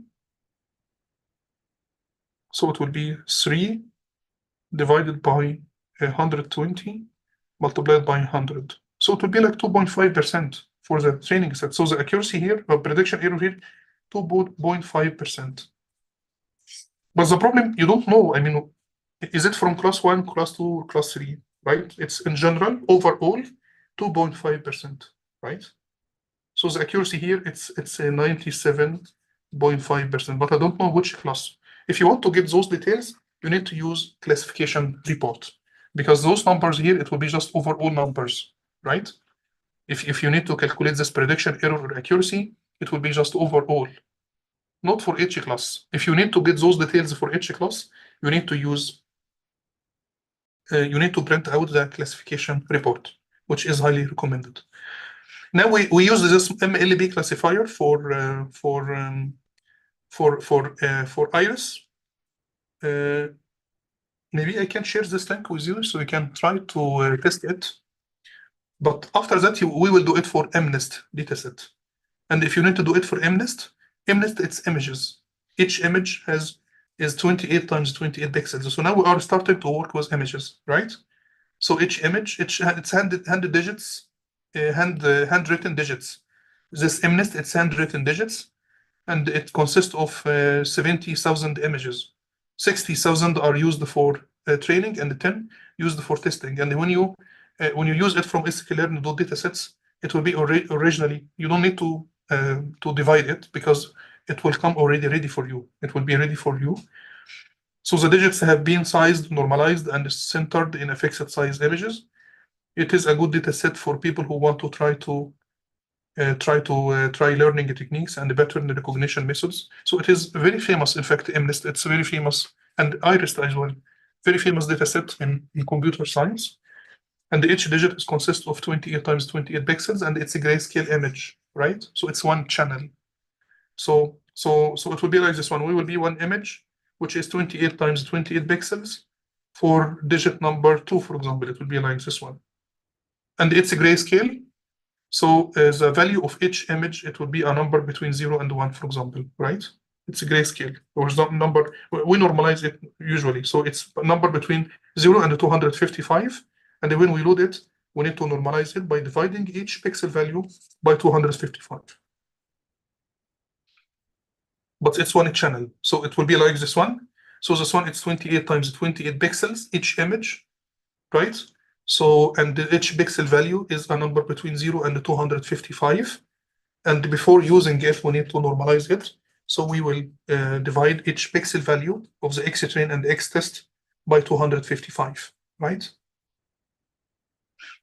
If you need to train this model, you just need to import MNIST. So import MNIST from keras.datasets. It will be like this one. And when you download it, it will come ready. So it will be X-train, Y-train, X-test, Y-test. So for the training set, it will be 60,000 images. And for the test set, it will be 10,000. You don't need to use train test split, right? You don't need to use train test split, because it's already ready for use. You don't need to do this. And we need to classify it using multi-layer MLB classifier. So we will import MLB classifier from sklearn.neural network. So this is my classifier. And you need to use confusion matrix. It would be nice also if you can try to use, as I told you, classification report, right? Just right here, comma, classification report. You will get it from sklearn.metrics for classification. And we have very nice function called the plot confusion matrix if you want to use it from sklearn as well. sklearn.metrics, it's a plot confusion matrix. So from this one, you will get confusion matrix, and you can plot it using this function to make it easy for you. So once you get your data, you need to normalize it, right? If you want to normalize it, you just need to define divide each pixel value. So you have x train. So each pixel value just x train equal x train divided by 255. Now we are normalizing it. So now each pixel value will be a number between 0 and 1. Because if it was 0, so 0 divided by 255, it will be 0. If the pixel value was 255, it will be divided by 255, so it will be 1. So now we do normalization, so convert each pixel value into a number between 0 and 1. So that is it. I mean, and so we will define our classifier. You just need to define the solver, what solver you would like to use, which is the optimizer. Maybe if you want to use a special activation function, I need to use logistic, for example. So you can just activation equal logistic, for example. It will be whole in all layers. The hidden layer size, so now do you see it's 100,30, which means we will use 2 hidden layers. We will use 2 hidden layers. The size of the first hidden layer will be 100 neurons. The second hidden layer will consist of 30, right? So it will be like this one. So this is the first hidden layer. So this is 100 neurons. The second hidden layer, it will be like this one, but this one will be 30, correct?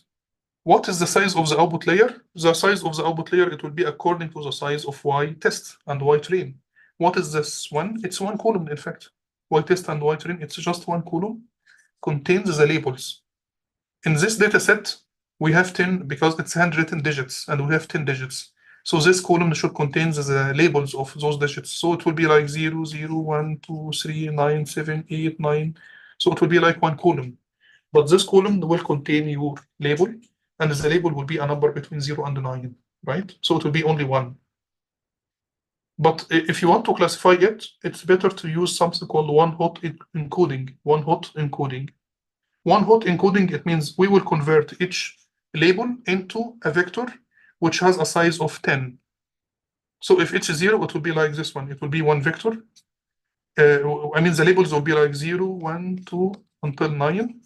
So it will be 1 when it is 0, 0 elsewhere. When it's 2, for example, it will be like this one. It will be 0, 0, 1 at 2, at index 2, and the zeros elsewhere, and so on. So it will be much easier for our model. So in this case, in fact, when we use one-hot encoding, the output layer will have 10 neurons. So the first one will be 0, the second one will be 1, and the last one will be 9. It will be like this one. So just make connections, right? It will be like this one, right? Just make connections. So it will be like this one. So this is one hidden layer, input, maybe the first hidden layer, second hidden layer. This one will be the output layer. So what about the input layer? So this is hidden layer 1. I will call it H1 and H2, for example. What will be the input layer? So we will have here another input layer, right? What will be the size of this one? The size of this input layer, it will be the size of my image, because we will work with the pixel values. The size of the input image is 28 times 28. So this one, it will be from 28 times 28. What is 28 times 28? 700, maybe 80 something. So 28 times 28. So it will be 784, 784, right? So the size of this input layer, it will be 784, correct? When we are using this multi-layer perceptron from here, we don't need to specify the size of the input or the output. We don't need to do this, because the model will be able to understand it from the data, from the size of the data. So we don't need to specify the size of input layer or the size of the output layer. We need only to specify how many hidden layers and what is the size of each hidden layer. And as you can see here, it's 100,30, which means we have 2 hidden layers. The size of the first hidden layer will be 100. The size of the second hidden layer will be 30. If you want to use 3 hidden layers, so this one should be like maybe 100, 50, 20. So in this case, it means we have 3 hidden layers. Number of neurons on the first hidden layer will be 100. The number of neurons in the second hidden layer will be 50. Number of neurons in the third hidden layer, it will be 20. So it will be like this one. But the size of the input layer and the output layer, it will be defined by the data. This one, it will be defined by X. this one will be defined by y, right? When we train the model. So here the most important for us here is to define the model. I call it MLP. So it will be multi-layer MLP classifier. We need to specify select the solver, activation function. I mean, by default, I don't know what is the activation function by default. We need to specify number of hidden layers, learning rate, right? So there are many maximum number of iterations and random state, for example, so random seed and so on. And after that, we will fit the model, right? When we fit the model, we will provide it with X-train, Y-train. From X-train, Y-train, it will be able to understand that from Y-train, it will found that number of columns will be 10, right? Because we used one-hot encoding, so the size of the output layer will be 10. From X-train, it knows that the size of each input will be 28 times 28. So in this case, we will have 784 inputs. So it will decide this from the data. We will train the model, and after training the model, we can use this nice function, which is MLB.score. In fact, you don't need to fit. You don't need to predict and calculate error. In fact, you can just use MLB.score, and the input will be X-train and Y-train, right? X-train and Y-train. For X-train, it will calculate Y predict, and Y predict minus Y-train, it will calculate the prediction error for the training set. You repeat it for the X test, Y test, it will calculate the prediction error for the test set, right? So you will get the same results here from MLB.score, but also if you want to use predict for X test, you will get Y predict, and you just calculate the prediction error also. So it will be Y test minus Y predict, correct? Square it and take the mean, right? You will get the same results, right? So if you will use this MLB.score, it will save you some writing, and it will be more much better for readability. For example, you don't need to make your code, crowded, and so there is no need. If there is a function to calculate it, just use this function. So MLB.score, it will calculate the prediction error for the test and train set. You need to calculate the confusion matrix. Maybe this is important because I need to get Y predict for confusion matrix. This is maybe the reason for getting Y predict. So Y predict is very important for the confusion matrix. And in fact, you can write also this function directly here. You need to write Y predict. So you can put this one here directly. And in this case, you will get the confusion matrix for the test set and for the training and for the test set.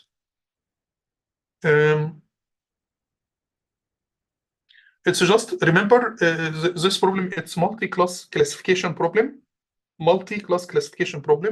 and when we get Y predict, we will get a vector, and this vector, it will contain the 10 values.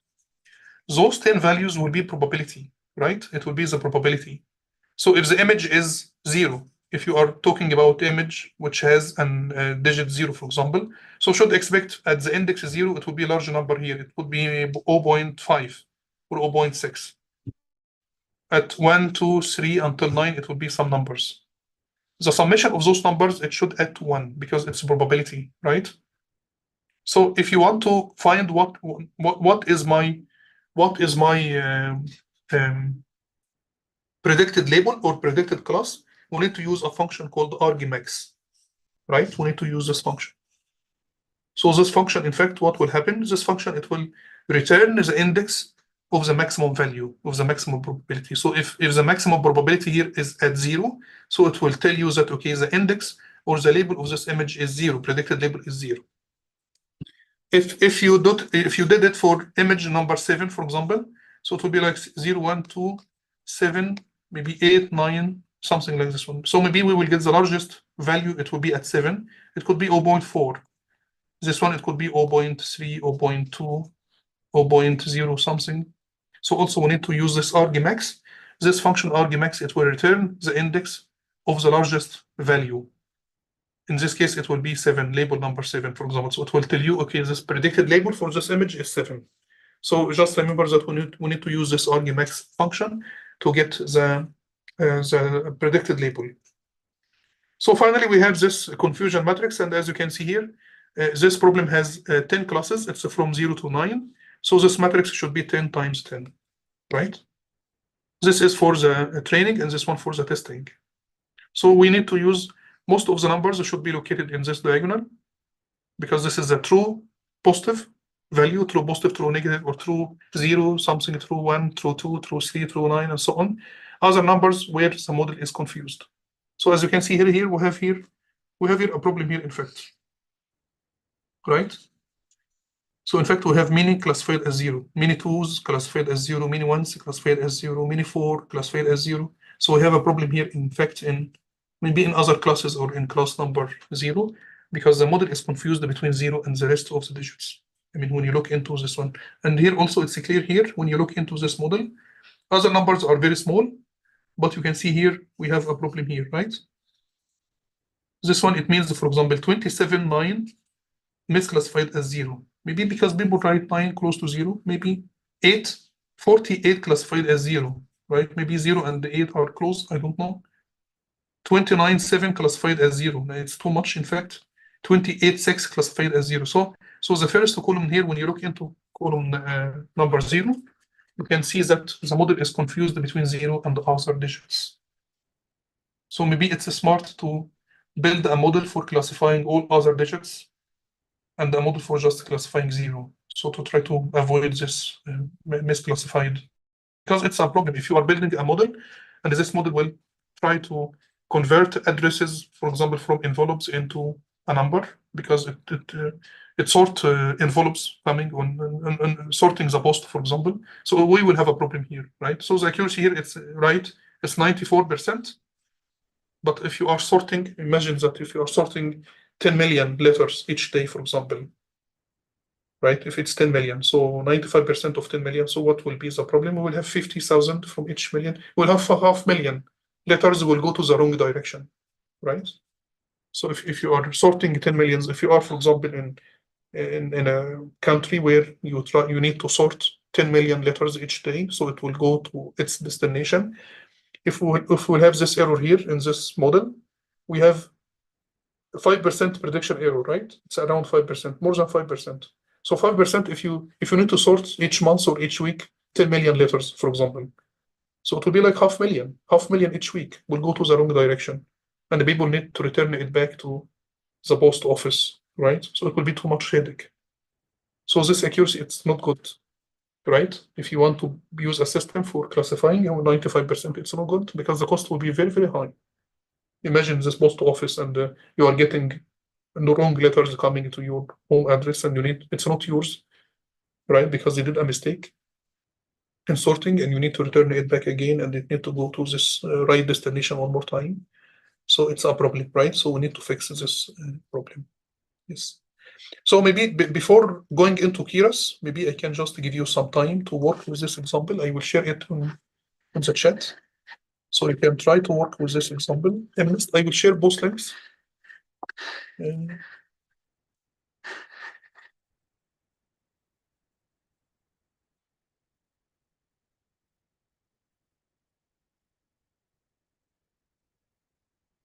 So I will put it in the chat, please, if you can.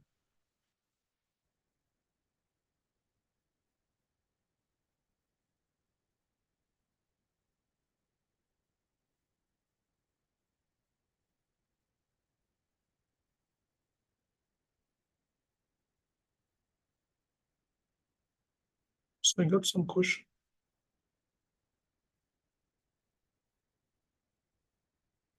Why don't we apply label encoder instead of one hot binary encoding?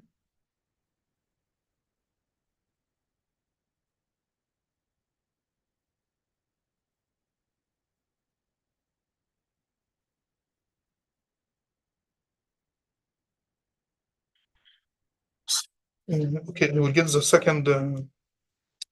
So now you have the link, please, for this MNIST example. Try to work with it, and I will give you also the link for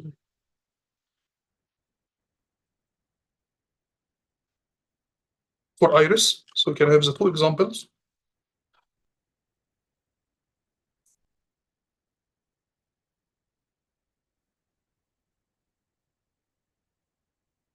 So just to try, please try to go to this example, and I can give you maybe 5 minutes or 10 minutes, so you can look into those two examples.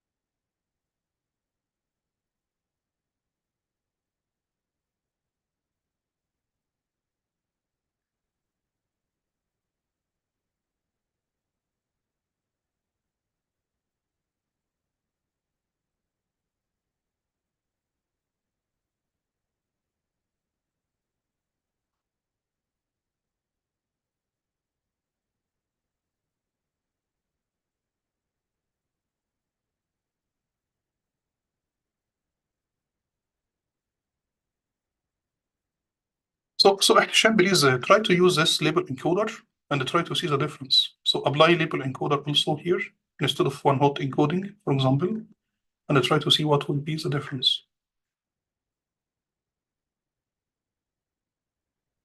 So I can try it.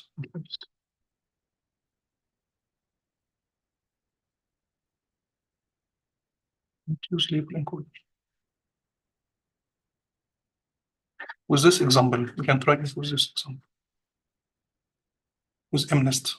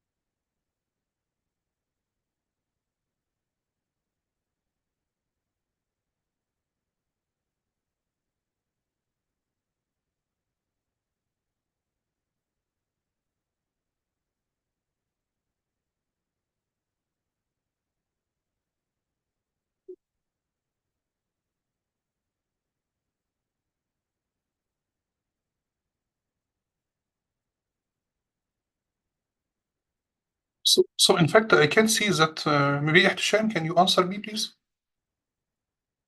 So this label encoder, it will stay in 1D, right?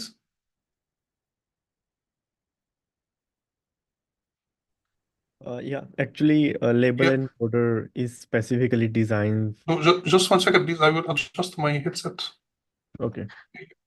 Yeah, can you, yes, please, one more time. Label encoder actually is specifically designed for the label column, where we create an instance of label encoder, then we fit the label encoder to our categorical data. In our current category, we have 9 digits from 0 to 9. So it will actually give us the same exact dimensions like our original labels. What will be the advantage of label encoder as compared to one-hot binary encoding? Because it will create a less sparse matrix as compared to one-hot binary encoding. You can see in case of 2, 0, 1, 2, 3, 4, 5, 6, 7, 9. In case of 2, if we will convert this label into one-hot encoding, then it just put 1 on the index of 2 and the rest of the characters will be Zeros. Yes, so this will be a sparsity. Sparsity, yes. Yeah, so this is the label encoder actually avoids this, and it will create less loss as compared to the original vector. So one more time, because I mean, the voice was very, I mean, I had a problem in my computer. So if we will use label encoder, I mean, if we will use one-hot encoding, we will have this sparsity problem, yes. But when we use label encoder, what will be the output from this label encoder function? Exactly the same labels that we currently have. In our current scenario, we have 0, 1, 2, 3, 4, 5, 6, 7, 8, 9. So these will be the values after label encoding. So actually no change, but it will have a numerical value, not just string values, in the numerical values. No, but it will be 1D. Yeah, it will be 1D. It will be 1D. But the problem, if I need to use, because we need to use because I need to have 10 outputs, because we need to use some, imagine that we need to use softmax in the output layer, for example. So in this case, we need to have 10 outputs, right?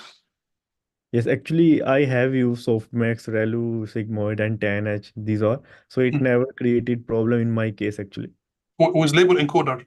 Yes, it always worked in deep neural network like CNN, RNN, ANN. So in this case, your model will have only 1 output, not 10 outputs.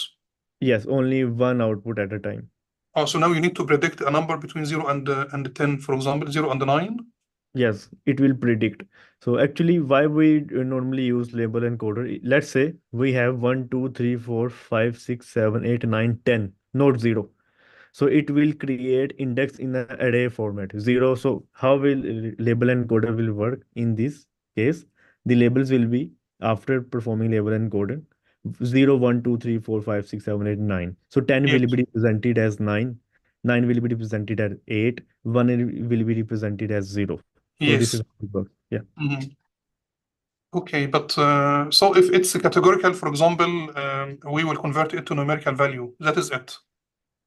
Yes, exactly. Yes. For example, instead of digits, we have classes like positive, negative, neutral. So it will label encoder will convert them like 0, 1, 2 in this Yes, form. this is correct. But we still don't have this multi-output if we need to have it like this, right? Why we are yeah, that is the problem in label encoder. You will not get a multi values in your out in label encoding. You will get just one value at a time for specific instance. Yeah. Okay, I will just that one. Yes. So it will give a label to each category or each class. Yes, for each class. For each instance. For each, yes. Yeah. Not for because in that class maybe we have many instances in the same class, right? What do you mean by instance? I'm talking about at a sentence level. For example, for sentence 1, there will be only one label, output label. I'm talking in that way. Actually. Yes. Okay. So we can test. I can test the model here without one-hot encoding, and we can see the output. How the output will look like, right? So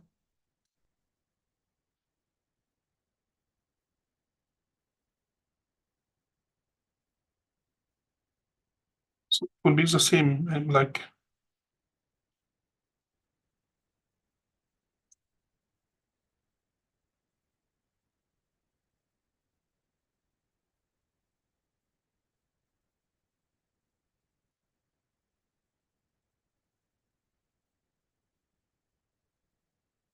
Okay, now I will train the multi-layer perceptron, and we will see the accuracy, how it will look like.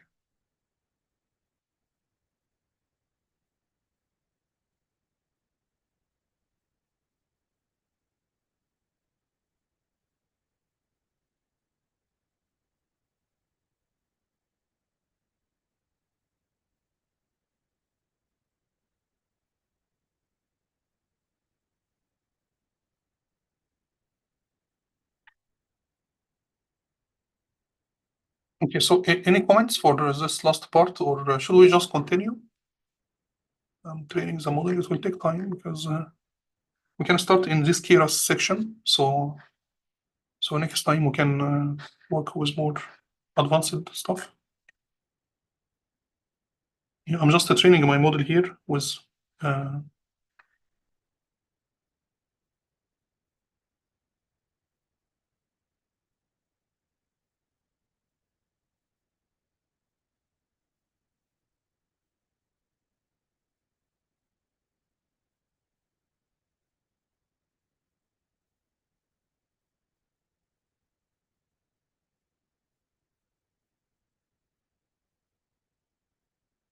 okay, let's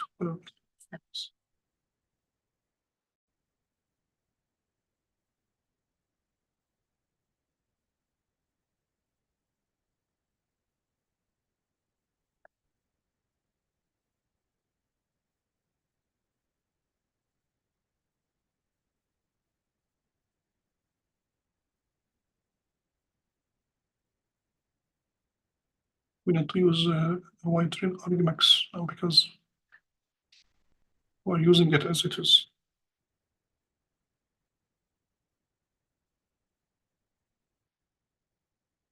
So when we're calculating the, when we're calculating the prediction, we will provide X train, Y train. We don't need to use argmax, right?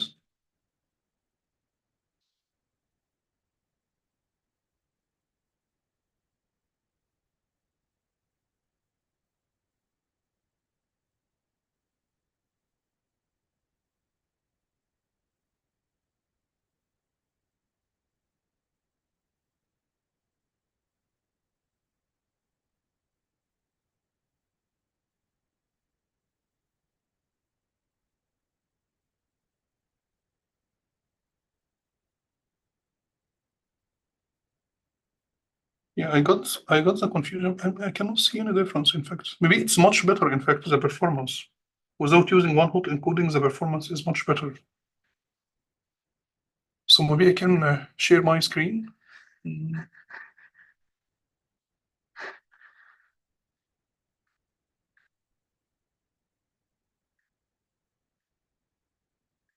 Yeah, this one. So as you can see here, I trained the model. I didn't use one-hot encoding. So I just used a label encoder here, right? Maybe we use it or we don't use it. It will not make any difference. So I didn't use that part.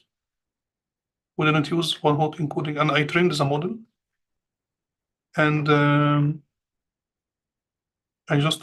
this confusion matrix, I predict, so I test. So I cut that place, in fact, right? So just use that part for one-hot encoding. Use when using one-hot encoding.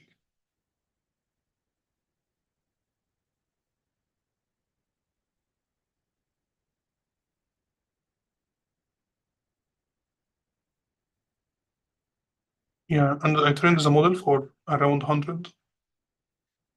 And when the training loss did not improve, it stopped training. The training accuracy was 99%, and the test set accuracy was 97%. And this is the confusion matrix. So in fact, the model here, it performed much better than the other one, as you can see here. So when we compare this one with the confusion matrix, for one hot encoding, the response here is much better. So maybe it's not very important to use one hot encoding here, in fact. So I can just use, I will save it with a different name and share it with you. It's MLP label encoding, label encoder.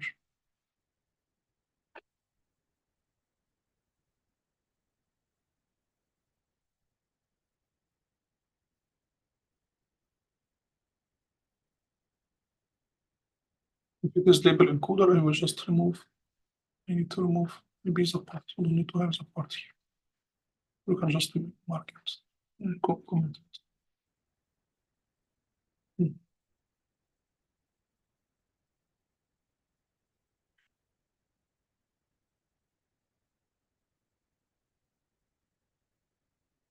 So even if I want to print, maybe I need to print y predicts. Y predicts look like, right? So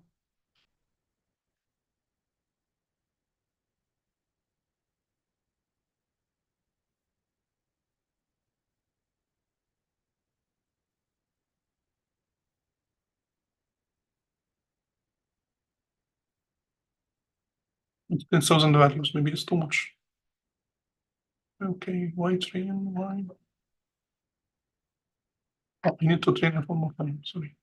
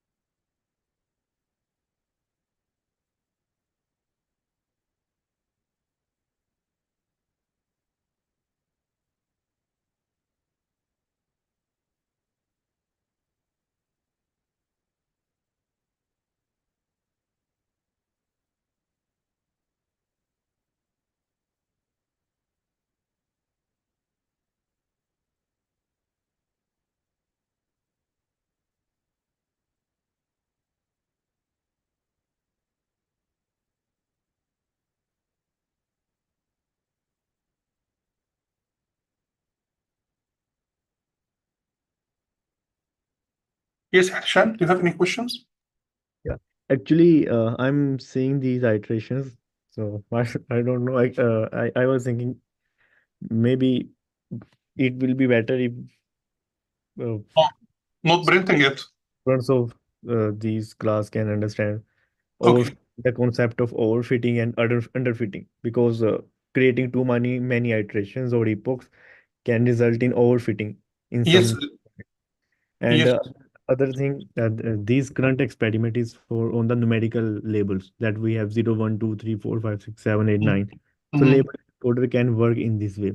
But if we have a natural order like small, medium, large, extra large, so there is an order. So Mm-hmm. for this type of output labels, we prefer to use ordinal encoding instead of label encoding. Mm-hmm. Yeah, for ordinal values, if there is an order between classes. If there is order. Yeah, instead of numerical random values, if there is an order from low to high, something like this, low, medium, high, if there is a natural order, we Mm-hmm. prefer to use ordinal encoding instead of label. But we can, we can do it manually, right? Yes, manually, and as well as can import this property from sklearn as well. Yes. So, but I'm just surprised because we got here better results, in fact. So as you can see here, this is a confusion matrix, and it's much better than, I mean, the performance here is much, but maybe it's overfitting. I don't know, it's not overfitting. The response here for the test set is very good. So as you can see here, for the, I mean, this is the confusion matrix. We don't have the problem here in the first column. So the response here, in fact, is much better than using one-hot encoding. So I'm just surprised why. I mean, I was expecting that one-hot encoding will give us better results because the model will have better capacity, in fact, right? Because when you calculate number of parameters here of this model, I mean, the output, the output layer will have only one neuron here, but the other time it was 10. So 10 times 30. So the model here is much simpler. So I'm just surprised that the accuracy here is much better. So, so maybe also we need to plot maybe the training here. Maybe we need to find, I mean, it should be also important to maybe to validate, to have validation set, and try to plot this maybe validation loss, I mean, training and validation loss and accuracy, so to see if the model will overfit or not. But I mean, the performance here is much better, in fact, when we did this. So the performance is much, much better. Okay, so maybe we can go back to the slides, so we can talk about this last part quickly. So next time we can. So here it's so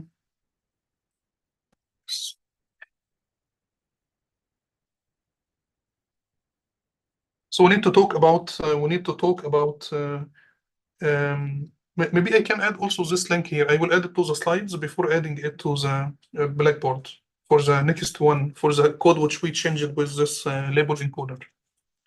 Yes, because I mean the response here, I mean the performance was much better, in fact. So as you can see here, we don't have this problem here because we have this problem here. Maybe if we will not use one-hot encoding, we don't have such a problem, and the performance will be much better. I don't know the reason, in fact. So we can talk about Keras. So Keras is it's a deep learning also API, which is written in Python, and it's an open source platform for TensorFlow and deep learning models for machine learning. It was developed with a focus on enabling fast experimentation. It's very quick, in fact, to build your model. It's very quick in Keras and very easy. The core data structure of Keras are layers and models. So we need to define. We can use a sequential API, for example, and build our model, which consists of number of layers stacked on top of each other. The simplest type of model is a sequential model API, which is a linear stack of layers. We can use functional API also, which is more complex architecture, which allow us to build more flexible models in the form of graphs of layers. And if we need to use MLB for MNIST, in this case, we need to build a model. So we will use this sequential API. So first we need to import MNIST because this is my data set, right? We will import it from keras.datasets. Last time we imported it from sklearn.datasets. So it will be the same here. We will get MNIST, and from MNIST you will get X-train, Y-train, X-test, Y-test. So it will be already, sorted out. We need to use here sequential API. So from keras.models, we need to import sequential. We will use sequential API for building our model. And from keras layers, we need to import layers because we will build our model as a stack of layers. Those layers will be dense layers. So we will import dense. This is very important. And it's the same. We need to use confusion matrix, maybe to this function for one-hot encoding, and the same way also. So now we need to build our model. We will use sequential. Our model will be a sequential. We will use sequential API. We need to build our model layer by layer. So we need to have this first hidden layer. So this first hidden layer, it will be a dense layer, which consists of, we need to define here number of neurons in this hidden layer. It will be 350, for example. And we need to select the activation function, and we need to decide the input shape. So the input shape will be 28 times 28. So we need to flatten it.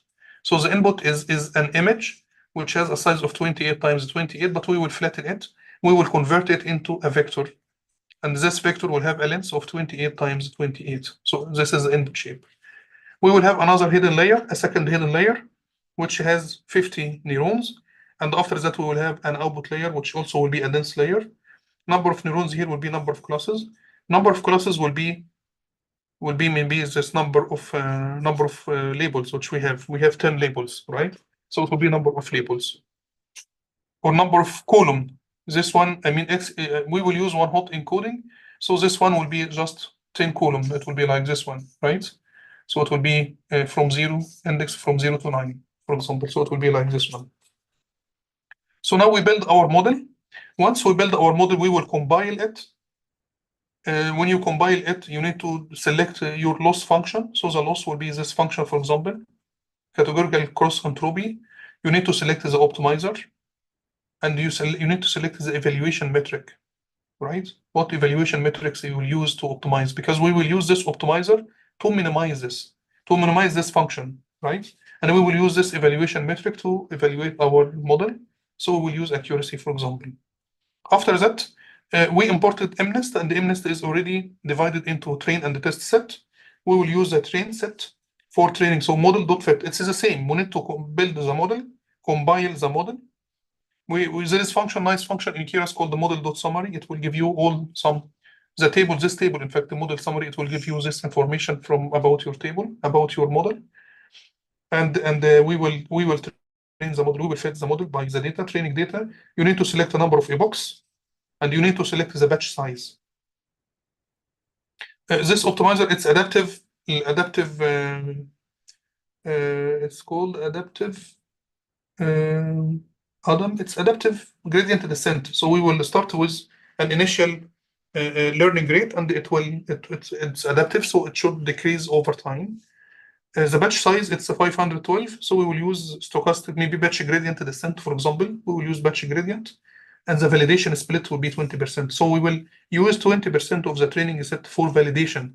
So as you can see here, the data was divided, it's MNIST. So 60,000 will be used for training. We will use 20% of those 60,000 for validating the model. And after training our model, we can just validate the model. We need to evaluate the model against my test set. So the input, we will use this model.evaluate. The input will be X test, Y test, and the output will be the test results. Maybe this test results, it will be my accuracy, right? Because we selected metrics here is accuracy. So we will do this. I want to look into this table because okay.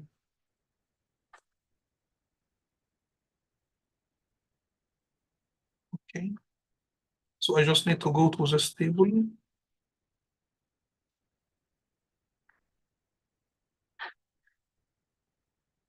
When you look into this table, it will give you, okay, exit.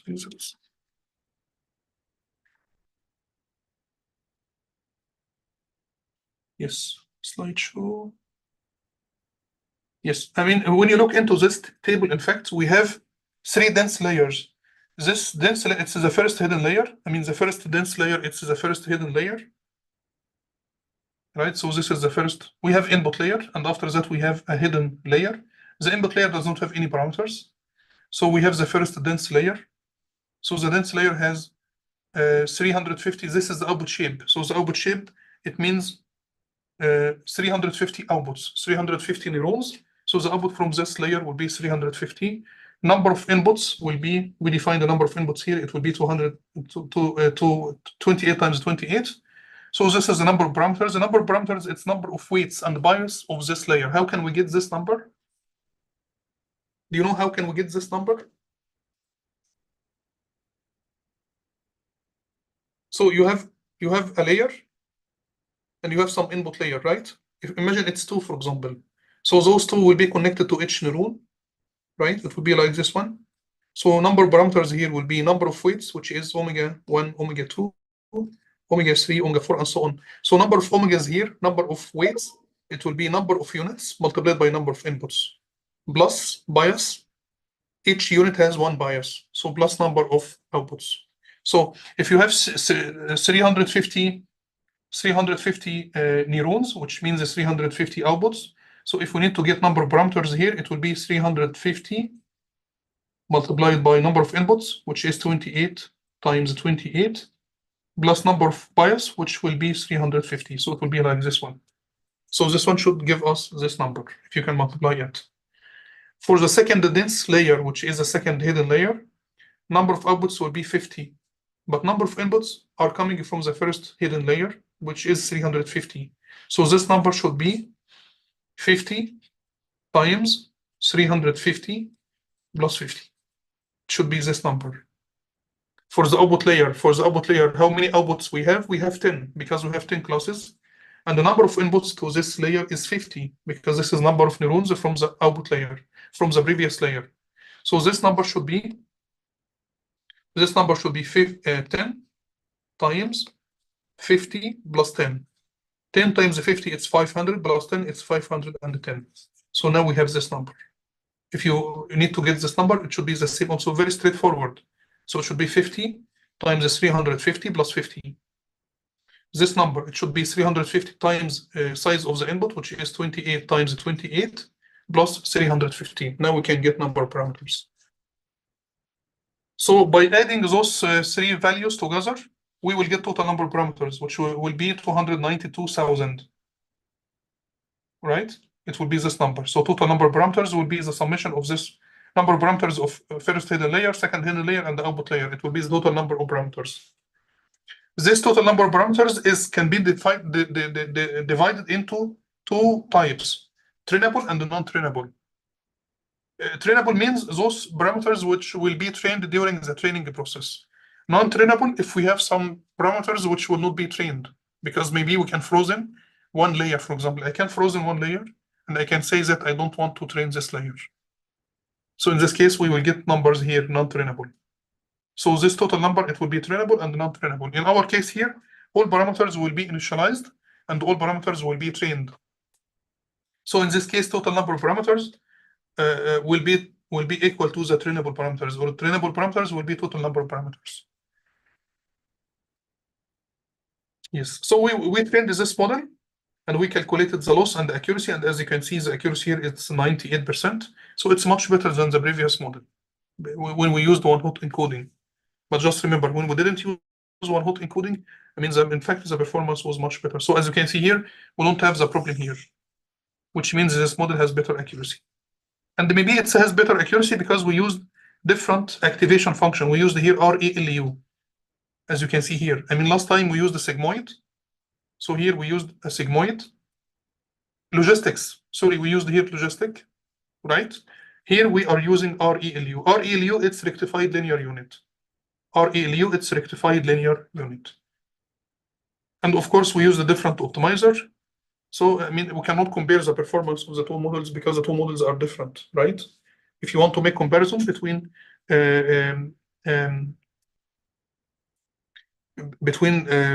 this model in Keras and the other model, we need to have two models. I mean, two models should have the same structures, the same activation functions, the same optimizer, and so on.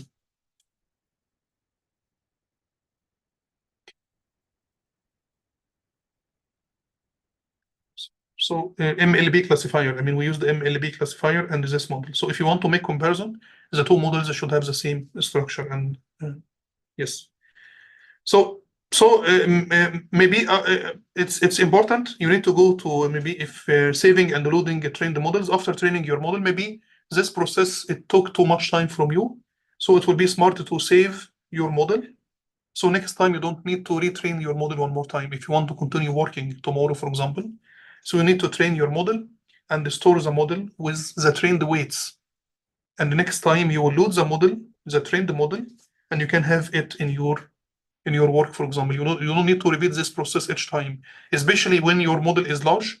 Maybe in case if you are working with text, for example, so the training process will consume lots of time, maybe 30 minutes, 1 hour, 2 hours. So it's smart when you train your model to store your model with the trained weights, and next time you can just upload it and use it and continue working with it. Yes, so I guess we finished it today. I had some other slides for today, but we will do it next time. But please, next time, try to prepare 2 slides. We can work in groups. I mean, you can work by yourself, individual, and also you can work in groups. So try to prepare maybe 2 slides or 3 slides presenting your project next time, so people next week can present their work. And also, in the rest, I mean, when we finish this, when we have time, we will continue working also with our lectures. Yes. So thank you very much for today. And if you have any questions, please just ask me. Feel free to ask me, please, or contact me later on as you want.